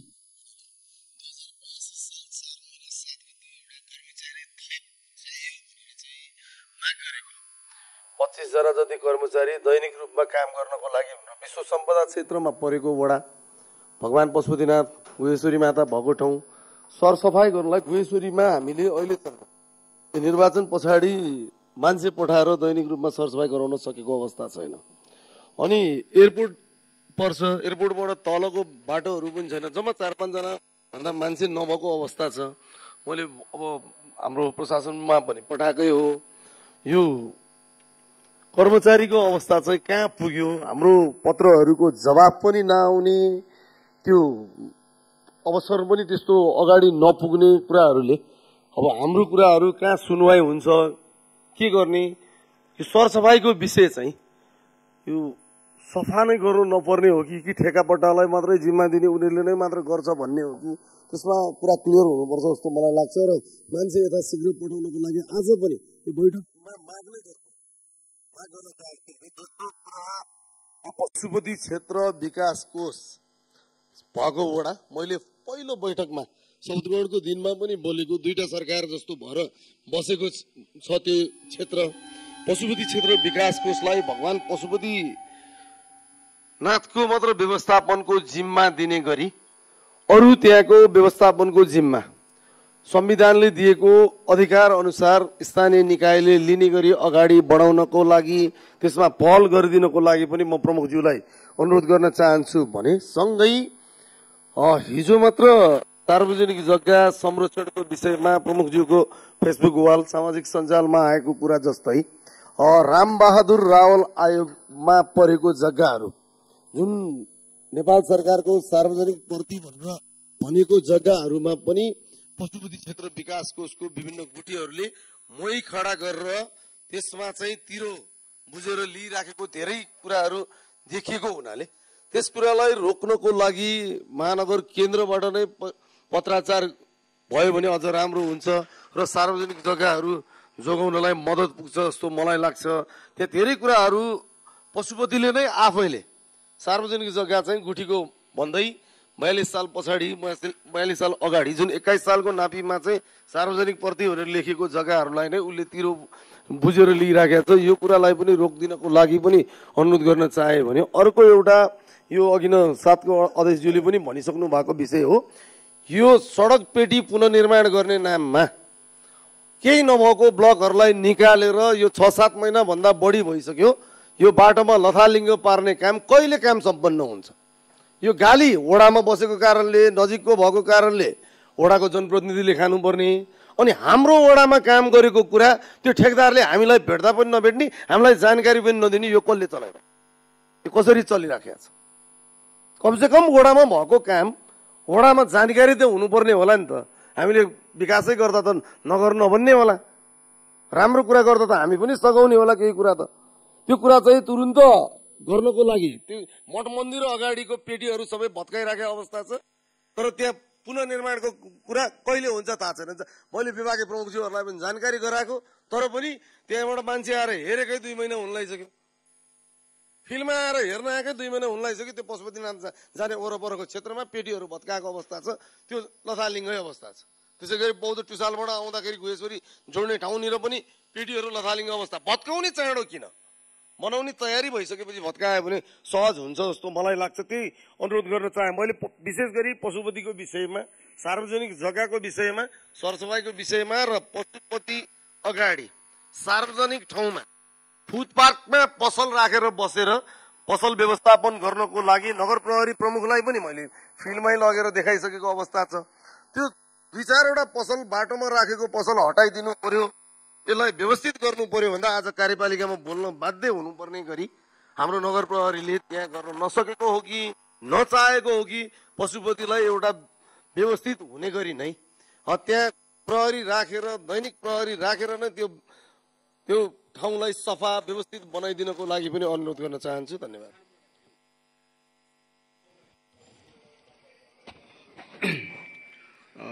हामी 10औं वडा अध्यक्षज्यूले जुन चाहिँ उपभोक्ता समिति 10 लाखभन्दा बढीको उपभोक्ताबाट गर्न पाइँदैन भन्ने कुरा चाहिँ यसमा चाहिँ सङ्घ र प्रदेशबाट वित्तीय हस्तान्तरण भई आएका रकमहरूको मात्र हो। यो अरू चाहिँ हाम्रो महानगरपालिका भएको बजेटको चाहिँ हाम्रै कानुन अनुसार हुन्छ। म यति राखेँ। मेयर साहब अब कुरा उठिहाल्यो अहिले विभिन्न कुरा एकछिनमा भन्दैछु। उहाँले दिएको उसमा यो चाहिँ नि तपाईँहरूले यसले 32 वडामा परिपत्र गरेर पठाइदिनु भने राम्रो होला। यसमा अलिकता मान्छेहरू चाहिँ नि डाउट भयो के, त्यसलाई प्रष्ट पारेर पठाइदिनु विनम्र अनुरोध गर्छु। प्रमुखज्यू के कुरा आइरहेछ भने नि अहिले किन उठाउने, महानगरपालिकाभित्र बसेको हामी परिवार हुन्छौँ किन उठाइरहनु भन्ने कुरा म सोचिरहेको थिएँ, नभनिरहेको। यो अहिले आएर यत्रो चाहिँ यहाँ हाम्रो आन्दोलन भइरहँदाखेरि आगजनी हुँदाखेरि सबै व्यवस्था हुँदाखेरि मेयर र उपमेयर कहाँ थिए? अनि उहाँको कर्तव्य के थियो? अनि अहिले चाहिँ कुन चाहिँले कम्प्युटर चाहियो भनेर चाहिँ लिएर आउने, त्यो बेलामा यहाँहरू कहाँ हुनुहुन्थ्यो र अहिले के गर्दै हुन्छ? अर्को कुरो अहिले साथीहरूले उठाए जस्तै माइती गर्दै कि बानेश्वर जाने पुलसम्म ढोइबखाला पुलसम्म मैले नगर भन्दै सबै के अरे यो ब्लक झिकेर राखिदियो। नगर भनेको थिएँ गइसकेपछि सडक व्यवहार गर्न दिए थिएन, के भन्छ त्यो प्राधिकरणले मैले गर्न दिए थिएनौँ। तर हाम्रो महानगरपालिका गएर भइसकेपछि यहाँ विभागीय पुनः हामीले गरेको हो भन्यो। तर आज 1.5 वर्ष भइसक्यो। मेयरज्यू उपमेयरज्यू तपाईँ माइती घरबाट एकछिन मोटर के अरे गाडीबाट हिँडेर देखाइदिनुहोस् त्यहाँ कस्तो अवस्था छ। र अहिले मेयर साहबकै सपना अनुसार हाम्रो त्यो के अरे कार्यक्रमको पर्खालमा हामीले के अरे त्यो प्लास्टर गरेर अहिले त्यो के अरे चित्रहरू लेख्नु भन्छ। तपाईँ एकछिन त्यता कुनै पनि बाटोमा पऱ्यो भनेदेखि हेर्नुहोस् कस्तो अवस्था छ। त्यहाँ मेयरलाई के भनिरहेछ, मेयरको चित्र कसरी लेखिरहेछ भन्ने भनिरहेछ। यसले गर्दाखेरि हामी तपाईँहरूको लागि अन्याय हौँ, हामी तपाईँहरूको लागि सम्मान गर्छौँ। त्यो सम्मानलाई तपाईँले चाहिँ कायम राख्न सक्नु भएको छैन, त्यो राख्नु होला भने आशा गर्छु। धन्यवाद। एकैछिन म टाइम पाउनु पाए हुन्थ्यो। श्रीमान प्रमुखज्यू, श्रीमान उपप्रमुखज्यू, प्रमुख प्रशासकीय अधिज्यू, कार्यपालिका सदस्यज्यूहरू, विभागीय प्रमुखज्यूहरू सम्पूर्णमा जय नेपाल। म विष्णु प्रसाद जोशी, विपद व्यवस्थापन विभागमा म महाशाखा प्रमुखको रूपमा कार्यरत छु। म यो दमकलको विषयमा विशेष 2 शब्द राख्न अनुमति चाहन्छु। यो 23 र 24 गते र अस्ति 13 गते, असोज 13 गते, भदौ 23 र 24 गतेको विषयलाई मैले थोरै यहाँ जोड्न चाहेँ। 23 गते जेएनजी आन्दोलनको क्रममा आन्दोलन भइसकेपछि सुरुमा लगभग 1 बजेतिर हामीलाई फोन आएको थियो। शान्तिनगर गेट, वडा नम्बर 31 शान्तिनगर गेटमा एम्बुलेन्समा आगलागी भयो, नियन्त्रण गर्न आउनु पर्यो भन्दाखेरि हामीले इमिडिएट तुरुन्त पठाएर त्यो 23 गते हामीले त्यो एम्बुलेन्सलाई के अरे उद्धार गऱ्यौँ। उद्धार गरेर आगलागी नियन्त्रण गऱ्यौँ। त्यसपछि सँगै एकछिनपछि त्यही शान्तिनगरमा पोलमा आगलागी भयो, त्यो पनि नियन्त्रण गऱ्यौँ। त्यसको लगत्तै फेरि 2-3 बजेतिर सुन्दारामा मोटरसाइकलमा आगलागी भयो, त्यो पनि नियन्त्रण गऱ्यौँ। 23 गतिको घटना यो। त्यसपछि 3 बजेपछि कतै पनि जान सक्ने वातावरण बनेन। जता दमकल मुभ भयो, दमकल मुभ भएपछि त्यहाँबाट फर्काइदिने ढुङ्गामुढा गर्ने गरेर हामीले नियन्त्रण गर्न सकेनौँ 23 गतेको कुरा। अब म 24 गतेतिर जान चाहन्छु। 24 गते पनि लगभग परिस्थिति त्यस्तै थियो, भयावह थियो, जताततै आगलागी थियो। हामीलाई फोन आइथिए, हामीले रेस्पोन्स गर्ने निकै प्रयास गरेको हो। प्रयासको बावजुद कतैबाट हामीले पहिलो दमकल हामीले बसन्तपुरबाट मुभ गर्दाखेरि त्यहाँ जनसेवा र हिमालयन ब्याङ्कमा आगलागी भइरहेको थियो। यहाँ लोकल ठाउँमा भएको आगलागी नियन्त्रण गर्न छोडेर तपाईँहरू सिंहदौरा जान पाउनुहुन्न भन्दाखेरि हामीलाई त्यहीँ रोकिएको थियो र त्यहीँ आगलागी नियन्त्रण गऱ्यौँ हामीले। त्यसपछि दोस्रो दमकल चाबेलबाट रामेटीको दमकल मुभ गर्दाखेरि ढुङ्गामुढा गरेर हामीलाई त्यहीँ फर्काइदियो। अनि मेरो आर्मीको कर्नेल साहबसँग कुरा भएको थियो। उहाँले ल स्कर्टिङ म गरिदिन्छु, पठाउनुहोस् न त भन्नुभयो। उहाँसँग मेरो कुरा भयो, स्कर्टिङ गरेर लगभग बेलुका 4:30 बजेतिर हामीले वाणिज्य ब्याङ्क नयाँ बानेश्वरमा प्रवेश गरायौँ। ब्याङ्कमा आगलागी भयो, लुटपाट भयो, त्यहाँ बचाउनु पर्यो भनेर त्यहाँसम्म पुग्न चाहिँ सफल भयौँ। एक ट्याङ्कर पानी हानिसकेपछि एक दमकल हानिसकेपछि हामी थप पानी लिन जानु पर्यो भनेर राजनीति जाने क्रममा साबेलमा आर्मीको गाडीलाई पनि क्षति पुर्याइदियो स्काउटिङ गर्नेले पनि। अब तपाईँहरू आफ्नो बाटो लाग्नुहोस्, काम गर्ने परिस्थिति देखिँदैन, त्यो हिसाबले तपाईँहरू अब अहिले बस्नुहोस् भनेपछि हामीलाई उहाँले पनि मुभ हुन दिनु भएन। त्यसपछि प्रयास जारी नै रह्यो। हाम्रो आउने यता बालाजुको दमकल पनि मुभ गर्दाखेरि आउन सकेन।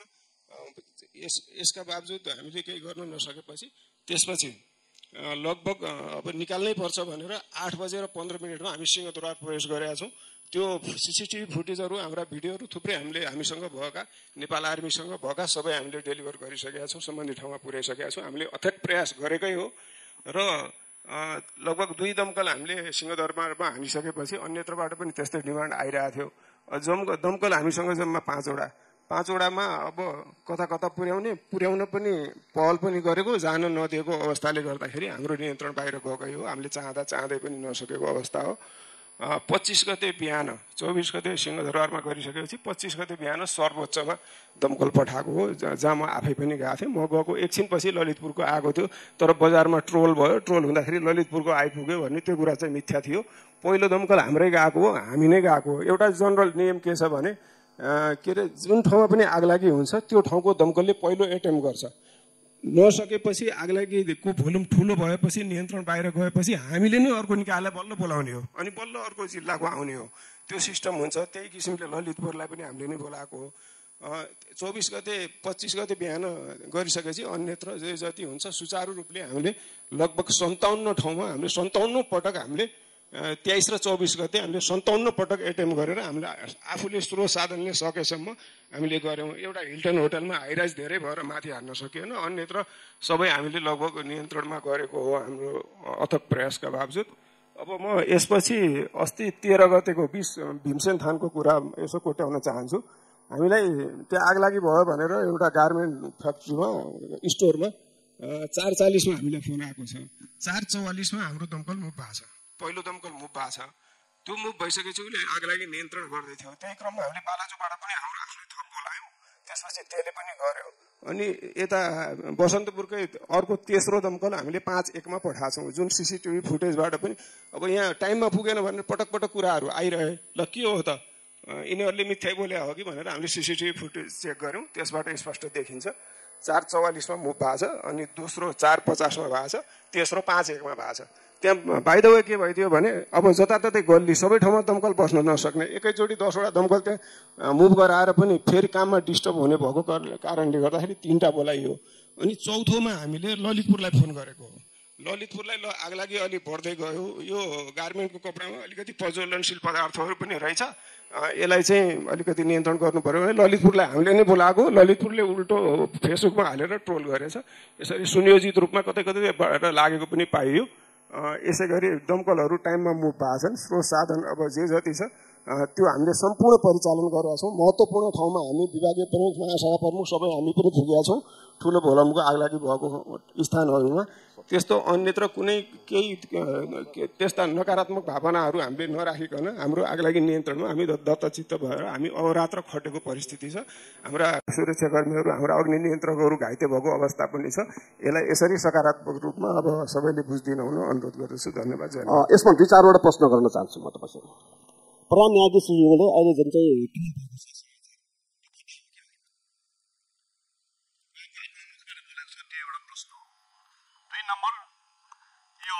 समितिका संयोजकज्यूले पनि भन्नुभए जस्तै निस्किनु भयो, जुद्ध 12 एन्डबाट समयमा निस्कियो खबर पाउन साथै। तर आगलाई जुन चाहिँ घटना घटेको ठाउँमा चाहिँ समयमा पुगेको छ कि छैन तपाईँहरूलाई थाहा छ कि छैन? यो म प्रश्न हो यो मेरो। त्यसपछि जुन चाहिँ पानीको समस्या भएको थियो, अघि मैले त्यो प्रश्नको जवाफ त चाहियो नि त बाबा। तपाईँको विभागीय प्रमुखले तपाईँले राखेका त्यो जुद्ध 12 एन्डका प्रमुखले चाहिँ सही काम गरेको छ छैन भन्ने कुरा त्यो बेला तपाईँ भएको भए म तपाईँसँग प्रश्न भन्थेँ होला। त्यो पोर्टेबल पम्प ल्याएर त्यो पानी लोड गर्ने व्यवस्था गर्नु भनेर तपाईँ त्यहाँ 5:30 बजेसम्म त्यहाँ तपाईँ छैन त्यहाँ। त्यसपछि म राजु पानीज्यूलाई सोध्नु होला तपाईँले, तपाईँकै अब चेन अफ कमान्डको चाहिँ हाकिम हुनुहुन्छ उहाँसँग जब भनिसकेपछि मात्र उहाँले चाहिँ दबाब दिइसकेपछि मात्र चाहिँ त्यो पम्प चाहिँ त्यहाँ पानीको चाहिँ लोड गर्ने चाहिँ पम्प चाहिँ बाहिर ल्याएको छ। अब यी कुराहरू तपाईँले बुझ्नुहुन्छ कि हुँदैन? एकपक्षीय रूपमा मात्र चाहिँ तपाईँले चाहिँ अब निस्किएको छ ठुलो कुरा होइन। तपाईँहरू कोही अब चाहिँ बाटो आवश्यक भयो भने मात्र अरू ठाउँमा बोलाउने भन्ने कुरा पनि भएको छन्। तर ललितपुरको दमकल बोलाउने काम तपाईँहरूले गरेको भन्दा पहिला हामीले गरेको थियो त्यहाँ। त्यसपछि तपाईँले बोलाउने हो, तपाईँको भूगोलभित्र चाहिँ तपाईँले भनेपछि मात्र आउने होला। तर आगलाई नियन्त्रणको सवालमा चाहिँ कस्तो भने हामीले 4:30-5 बजे उसलाई फोन गर्दाखेरि फोन गर्न साथै ऊ चाहिँ त्यहाँ समयमा आउनुभयो। कसरी पूर्व तयारी आउनुभयो भनेर भन्दाखेरि दमकल हुन्छन्, फर्म हुन्छन्, त्यसपछि सँगसँगै अर्को पानी ट्याङ्की पनि सँगसँगै आएको हुन्छन् र एम्बुलेन्स समेत उसको सँगै आएको हुन्छन्। उसको पूर्व तयारी सिक्नुहोस् बाबा, तपाईँले गरिरहेका काम राम्रो काम गरिरहेकोहरूसँग सिक्नु पर्यो हामीले। अनि हामीले यो गरेको छौँ, हामीले यसै चाहिँ समयमा चाहिँ अब हामी निस्किएको छु छैन त भनेको छैन। समितिको संयोजकज्यूले पनि समयमै निस्केको छु भन्नुभएको छ। तर त्यहाँ ठाउँमा कति बजे पुग्यो भन्ने कुरा मात्रै हो। तपाईँको जुद्ध बारुद यन्त्रमा पानी किन चाहिँ ट्याङ्की फुल भएन त्यो भन्ने मात्रै हो हाम्रो प्रश्न त्यो हो। अनि त्यहाँ चाहिँ अब कस्तो किसिमको आलय भएको थियो र त्यहाँ कसरी चाहिँ त्यो नियन्त्रण गर्नुपर्छ भन्ने ज्ञान भएका विभागीय त्यहाँ त्यो नेतृत्व लिइरहेको मान्छे त्यो हो कि होइन, विज्ञता भएको मान्छे हो कि होइन, त्यो हाम्रो प्रश्न थियो। यो आगो लागि भयो, आगलाई नियन्त्रण गर्नुपर्ने यस्तो गर्ने, अब म पनि त्यस विषयमा जानकारी मान्छे होइन। तर त्यहाँ भएका कुराहरूको आर्मी सशस्त्र र त्यहाँ चाहिँ अब चाहिँ पाटनको चाहिँ दमकलको बोलाउने सवालमा हामीले पनि धेरै कोसिस गरेको हो, बोलाएको हो। हामीले फोन गरेको छौँ, समयमा फोन गरेको छौँ उहाँलाई पनि। किनभने हाम्रो अघि भन्नुभयो जस्तै समयमा त्यो नपुग्दाखेरि यी आँटिएर चाहिँ सबै ठाउँमा चाहिँ हामीले समन्वय गर्ने काम हामीले गर्छौँ। त्यसैले गरियो भन्ने कुरा होइन कि हामीले गरेको चिजलाई पनि कमसेकम अब म प्रमुखज्यूलाई पनि प्रस्तावै राख्न चाहन्छु। यस विषयमा कमजोरी ल ठिक छ, वडाधीशज्यूले आफ्नो हिसाबले प्रस्तुत गर्नुभएको छ। अब विपद व्यवस्थापनको चाहिँ सम्बन्धित जिम्मेवार व्यक्तिले चाहिँ आफ्नो कुरा यस विषयमा छानबिन गरौँ न त। दोषी उप चाहिँ कार्यरत हुनु पर्यो नि त। यदि भएन भने चाहिँ कस्तो भने यसलाई चाहिँ अब कि उहाँले भनेको चिज चाहिँ फटा हुनु पर्यो कि मैले भनेको चिज फटा हुनु पर्यो, या त त्यहाँ वस्तुस्थिति बुझ्ने वडाधीशज्यू त्यहाँ 3 बजे 3:30 आगलाई हुनासाथै फिल्डमा हुनुहुन्छ उहाँ। म त अलिकति टाढा बस्ने भएपछि म अलिकति खेला बुझेँ त्यहाँ उहाँसँग बुझौँ त, सबैसँग बुझौँ, छलफल गरौँ। त्यहाँ नियन्त्रण गर्नको लागि खटेका स्वयंसेवकहरू त्यत्रो थिए। नेपाल चाहिँ स्काउटदेखि लिएर चाहिँ अब चाहिँ एनसीसीदेखि लिएर रेड क्रसदेखि लिएर सबै त्यहाँ खटेर काम गरिरहेको थियो। बुझौँ त उहाँहरूसँग ठिकको कुरा। अब मैले यो गरेँ भनेर भन्ने कुरा ठुलो कुरा होइन। हामीले तपाईँहरूले समयमा गरेको भए त त्यो आग लागि नै हुँदैन थियो, त्यत्रो विकराल रूपै लिनुहुन्थ्यो हामीले थाहा भए अनुसार। किनभने 3:30 बजे नै त्यहाँ आग लागि भइसकेको थियो। त्यसपछि चाहिँ अब चाहिँ जुन प्रक्रियाहरू अगाडि बढ्दै जाँदाखेरि यो ढिला सुस्तीले गर्दाखेरि चाहिँ आगलाई विकराल रूपले र 6-7वटा चाहिँ घर चाहिँ छुने अवस्था भयो। त्यसैले यी विषयमा पनि कमसेकम यहाँले दमकल जुद्ध बारुद यन्त्रबाट निस्केको कुराकोदेखि लिएर सबै कुरा तपाईँहरूसँग फुटेज छ। तर जुन घटना घटेको ठाउँमा समयमा पुगेको छ छैन। ललितपुर दमकल, आर्मीको दमकल, अन्य दमकललाई चाहिँ हामीले पनि त्यहाँ कसको चाहिँ फोनबाट चाहिँ के भएको छ कुरा बुझौँ हामी। ल समिति एउटा 2-3वटा तपाईँहरूले बनाइदिनुहोस् होला, हामी त्यहाँ बुझ्छौँ। कसले भनेर आउनुभयो तपाईँलाई सूचना पहिला सबभन्दा पहिला कसले दिनुभयो? तपाईँले भन्नुहुन्छ काठमाडौँ महानगरपालिकाको दमकलले आवश्यक भयो भने मात्र अरू ठाउँको हामी बोलाउँछौँ, त्यसपछि मात्र उहाँहरू आउनुहुन्छ भन्नुभयो। अब त्यही मोडेलबाट चाहिँ यो अहिले भएको छ छैन बुझौँ। ल बुझ्नु अरू प्रमुखजीले जिम्मा दिनुहोस्, हामी त्यो इन्भेस्टिगेसन गर्छौँ, हामी तपाईँलाई रिपोर्ट चाहिँ पेस गरिदिन्छौँ। अनि उहाँले चाहिँ गरेको काम अनुसारले उहाँले चाहिँ यहाँ प्रस्तुत गरेको चिज ठिक छ छैन त्यसपछि थाहा हुन्छ जनताले। गरौँ, प्रश्न छ। म त्यसैले म भन्नु खोजेको चाहिँ के हो भने अरू धेरै लामो कुरा होइन यो। हेर्नुहोस् कमजोरी भइसकेपछि सहज स्वीकार्नुपर्छ। मेरो आफ्नै वडाबाट निस्केको दमकल हो, मेरो आफ्नै वडाबाट तपाईँ दमकल चाहिँ समयमा निस्केको छैन भनेर हामीले भनिरहेको छैन। प्रमुखज्यू संयोजकज्यूले पनि भने जस्तै मैले त्यसलाई स्वीकार गरेको छु। तर समयमा त्यहाँ किन नपुगेको प्रश्न हो यो। त्यसको लागि चाहिँ आर्मीको दमकलले अन्य निकायको दमकलले चाहिँ अब कहाँ के छ भनेर सर्वे गरेर उनीसँग सबै डाटाहरू छन्। आर्मीले त्यहाँ जहाँ पानी छ त्यहाँ आएर लिन आइरहेको अवस्था छ। तर हाम्रै जुद्ध बारुद यन्त्र मेरै वडाभित्र पर्ने म कहीँ अब त्यत्रो पानी स्टोर गरेर राखेको छु। त्यस विषयमा चाहिँ अब विभागीय प्रमुखलाई भन्दाखेरि लापरवाही गर्ने काम जसले गर्दाखेरि 8 घण्टा पौने घण्टा ढिला हुँदाखेरि जसले चाहिँ त्यहाँ अरू थप चाहिँ अब चाहिँ क्षति भएको अवस्था जस्तो मलाई लाग्यो, दुःख लागेको छ मलाई। किनभने मैले त्यत्रो चाहिँ हाम्रो काठमाडौँ महानगरपालिकाको बजेटबाट नै निर्माण गरेका त्यो हाम्रो पूर्वाधारहरूको चाहिँ फाइदा हामीले नै लिन नसक्ने भयो भने त्यो लगानी गरेको के औचित्य हो र? त्यसको लागि चाहिँ अब भन्दै पनि उहाँले चाहिँ अब जबरजस्ती अलिकति जिद्दीको पनि देखाइयो। त्यसपछि राजु पाण्डेलाई सोध्नु होला तपाईँहरूले, उहाँले भनेपछि मात्र त्यहाँ चाहिँ उसले चाहिँ उसको काम चाहिँ आदेश मानेर काम गरेको अवस्था प्रत्यक्ष। त्यसपछि म तपाईँलाई पनि भनेको थिएँ, मनोजलाई पनि भेटेको थिएँ, यस्तो यस्तो भयो है भनेर मैले तपाईँलाई जानकारी गराएको थिएँ। त्यही कुरालाई चाहिँ तपाईँ मेन्टेन गरेर अहिले चाहिँ प्रस्तुत गर्नुभयो, त्यसलाई मलाई दुःख लागेको छ। किनभने एक्जाम के ठिक हो के बेठिक हो तपाईँले चाहिँ मूल्याङ्कन गर्ने हो। त्यसैले कमजोरी मेरो विभागबाट कसरी कमजोर गरेको भए कमजोर गर्नेलाई उसलाई चाहिँ सच्याउने कसरी हो हामीले चाहिँ छलफल गरेर अगाडि बढ्न सकिन्छ। तर छोप्दै जानु हुँदैन, छोप्दै गनाएको चिजलाई छोप्नु गयो भने तपाईँ आफै पनि भोलि समस्यामा पर्न सक्नुहुन्छ। धन्यवाद, म यति भन्न चाहन्छु। प्रमुखज्यू प्रशासकीय अध्यक्षज्यू कार्यपालिका सदस्यज्यू, मेरो दुईवटा कुरा मात्र छ। जुन चाहिँ यो जेएनजी आन्दोलनको क्रममा 14 नम्बर वडामा रहेको मालपोत कार्यालय जुन 10 लाख दिने निर्णय गर्नुभयो कार्यपालिका बैठकले, यसको लागि म धन्यवाद पनि दिन चाहन्छु। र साथसाथै मालपोत कार्यालयसँगै रहेको नापी कार्यालय पनि क्षति भएको छ। त्यस कार्यालय पनि जनसरकारको विषय, सेवक राईको विषय रहेको कारणले त्यसलाई पनि केही रकम छुट्याइदिन अनुरोध गर्न चाहन्छु, जुन अनुदान सहायताको रूपमा छुट्याइदिन चाहन्छु। र अर्को चाहिँ सेवक राईको चाहिँ माग अनुसार जुन जलेका स्रष्टाहरू छन् मालपोत कार्यालयमा अद्यावधि गर्नुपर्ने कुराहरू, त्यो स्रष्टा कायम गर्दाखेरि चाहिँ जुन हामीले काठमाडौँ महानगरपालिकाले जुन दस्तुर लिन्छ सिफारिस दस्तुर, त्यो चाहिँ पनि मिना गरिदिन हुन पनि म अनुरोध गर्न चाहन्छु। धन्यवाद। आजका यस बैठकका प्रमुखज्यू, उपप्रमुखज्यू लगायत आज यस सभामा उपस्थित सम्पूर्ण महानुभावहरूमा म रोजिना श्रेष्ठको नमस्कार। अहिले चाहिँ काठमाडौँ हाम्रो 16 नम्बर वडामा चाहिँ काठमाडौँ महानगरपालिकाबाट फोहोरको लागि कन्टेनरहरू वितरण गरिरहेको छ भनेर चाहिँ प्रत्येक घरमा 9,500 का दरले पैसा उठाउन आइराख्नु भएको छ। त्यो चाहिँ हाम्रो महानगरपालिकाबाट साँच्चीकै उठाउनु पठाउनु भएको हो या उहाँहरू आफै आएर उठाउनु भएको हो, यो चाहिँ मलाई जानकारी पत्र नपाएको भएर त्यहाँ चाहिँ धेरै मान्छेहरूले हरेक टोलमा गएर चाहिँ महानगरपालिकाबाट आएको फोहोरको कन्टेनर उहाँबाटै पठाएको भएर 9,500 को दरले पैसा उठाइराख्नु भएको छ घर घरमा। यो चाहिँ साँचो हो कि होइन, यसको एउटा मलाई जवाफ चाहियो। अनि अर्को चाहिँ हाम्रो बालाजु बाइपासमा चाहिँ जुन सडक चाहिँ धेरै पहिलादेखि विवादमा थियो, पिच गर्न सकेको थिएन। अहिले महानगरपालिकाबाट पिच हुन लागेको अवस्थामा अहिले तपाईँको 1 महिना जति भयो त्यो ग्राभेल ओछ्याएर चाहिँ तपाईँको त्यतिकै छोडेको अवस्था र त्यहाँ एकदम धुलो उडेको भएर स्थानीयहरूले 15 दिन जति भयो बाटो अवरुद्ध गरेको छ। मैले हिजो पनि यहाँ हाम्रो सार्वजनिक निर्माण विभागमा फोन गर्दाखेरि हिजो रातिबाट काम सुरु हुन्छ भन्नुभएको थियो, भएको छैन। र अघि बिहान 9 बजीसम्म पनि काम भएको छैन म आउँदासम्म।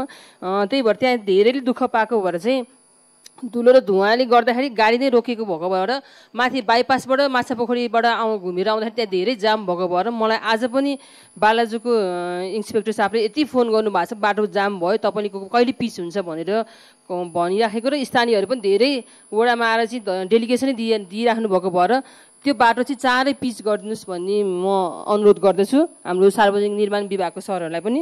र अर्को चाहिँ एउटा हाम्रो मैपीमा पनि बाटो खनेको 1-1.5 वर्ष भइसक्यो र त्यहाँ पिचको लागि भनेर ग्राभेल ओछ्याएको छ र अहिले पिच गर्ने भनेर भन्दा पनि उहाँहरूले अहिले मेटेरियल छैन भनेर उहाँहरूले गइराख्नु भएको छैन। र त्यहाँको अहिले स्थानीयहरूले चाहिँ एउटा के ल्याइराख्नु भएको छ भने समस्या, त्यहाँ अन्डरग्राउन्ड पार्किङ पाइपहरू सबै बिछाइसकेको रहेछ र खानेपानीको नि पाइपहरू फुटेको भएर पहिला त्यो सबै बनाइसकेपछि मात्र बाटो पिच गरिदिनु भन्ने उहाँहरूको अनुरोध छ। त्यही भएर त्यसलाई पनि विचार गरेर मात्र चाँडैभन्दा चाँडै पिच गरिदिनु हुन म अनुरोध गर्दछु। र अर्को चाहिँ एउटा चाहिँ अब यो जुन फोहोरको लागि मान्छेहरूले यसरी पैसा उठाइरहेको छ त्यो चाहिँ हो कि होइन, महानगरपालिकाबाटै पठाएको हो कि या उहाँहरू आफै आएर उठाउन आएको हो, त्यसको बारे पनि मलाई जानकारी पाएको भए हुन्थ्यो।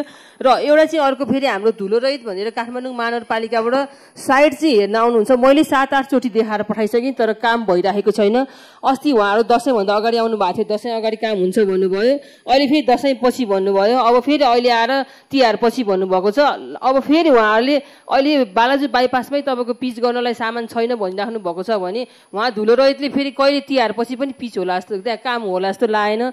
त्यही भएर झुटो आश्वासन नदिकन चाहिँ यदि हुने रहेछ भने हुने भन्नु पर्यो, नहुने रहेछ भने चाहिँ यति समयसम्म हुँदैन भन्नु पर्यो। किनभने उहाँहरू वडामा आएर हामीलाई यति गर्नुहुन्छ, यति गाली गर्नुहुन्छ, त्यो कुरै नभनौँ। अब हजुरहरूको ठाउँमा पनि त्यस्तै समस्या छ होला। त्यही भएर काम हुने रहेछ भने चाहिँ तिहारबाट नै तिहार पछि लगतै सुरु गरिदिनु भयो भने हुन्छ। त्यही हस्, धन्यवाद। यो फोहोरको विषयमा फोहोरको पैसा उठायो भन्ने कुरा छ। काठमाडौँ महानगरपालिकाले अहिले कुनै पनि वडामा कुनै पनि घर धुरीबाट गएर घर घरमा गएर पैसा उठाएको छैन। यो विगतमा चाहिँ 2-3 महिना अगाडि पनि त्यस्तै गरी 32 वडाबाट पनि त्यहाँ चाहिँ घर घरमा गएर केही समूहले पैसा उठाए भन्ने कुरो आयो। अनि त्यहाँ चाहिँ पछि उहाँहरूको चाहिँ आइडी कार्ड पनि छैन, केही पनि छैन, त्यही पनि उहाँहरूले दिएर पठाउनु भयो। त्यसो नगर्नुहोस् तपाईँहरूले भनेर अब त्यहाँका अगुवाहरूलाई हामीले चाहिँ भनेर त्यो मान्छे को हो पुलिसलाई खबर गर्नुहोस् भनेर त्यो मान्छे चाहिँ पछि पत्ता पनि लाग्यो। 13 लाख कति उठाइसकेको रहेछ त्यस बेलामा पनि। अब यो पनि सायद त्यस्तै समूहहरू हुनसक्छ। त्यो भएर हजुरहरूले अलर्ट गराउनु होला। काठमाडौँ महानगरपालिकाले आजका दिनसम्म चाहिँ गएर हाउस होल्डमा गएर चाहिँ फोहोरको पैसा भनेर उठाउने गरेको छैन। त्यसमा हजुरहरू पनि अलिकति चनाखो भएर त्यहाँ चाहिँ अरू सम्बन्धित सुरक्षा निकायहरूलाई पनि भनिदिनु होला। त्यस्तो हुलिया लिएर त्यो चाहिँ ठगै हो हजुरको। धन्यवाद। बैठक सम्पन्न भएको छ।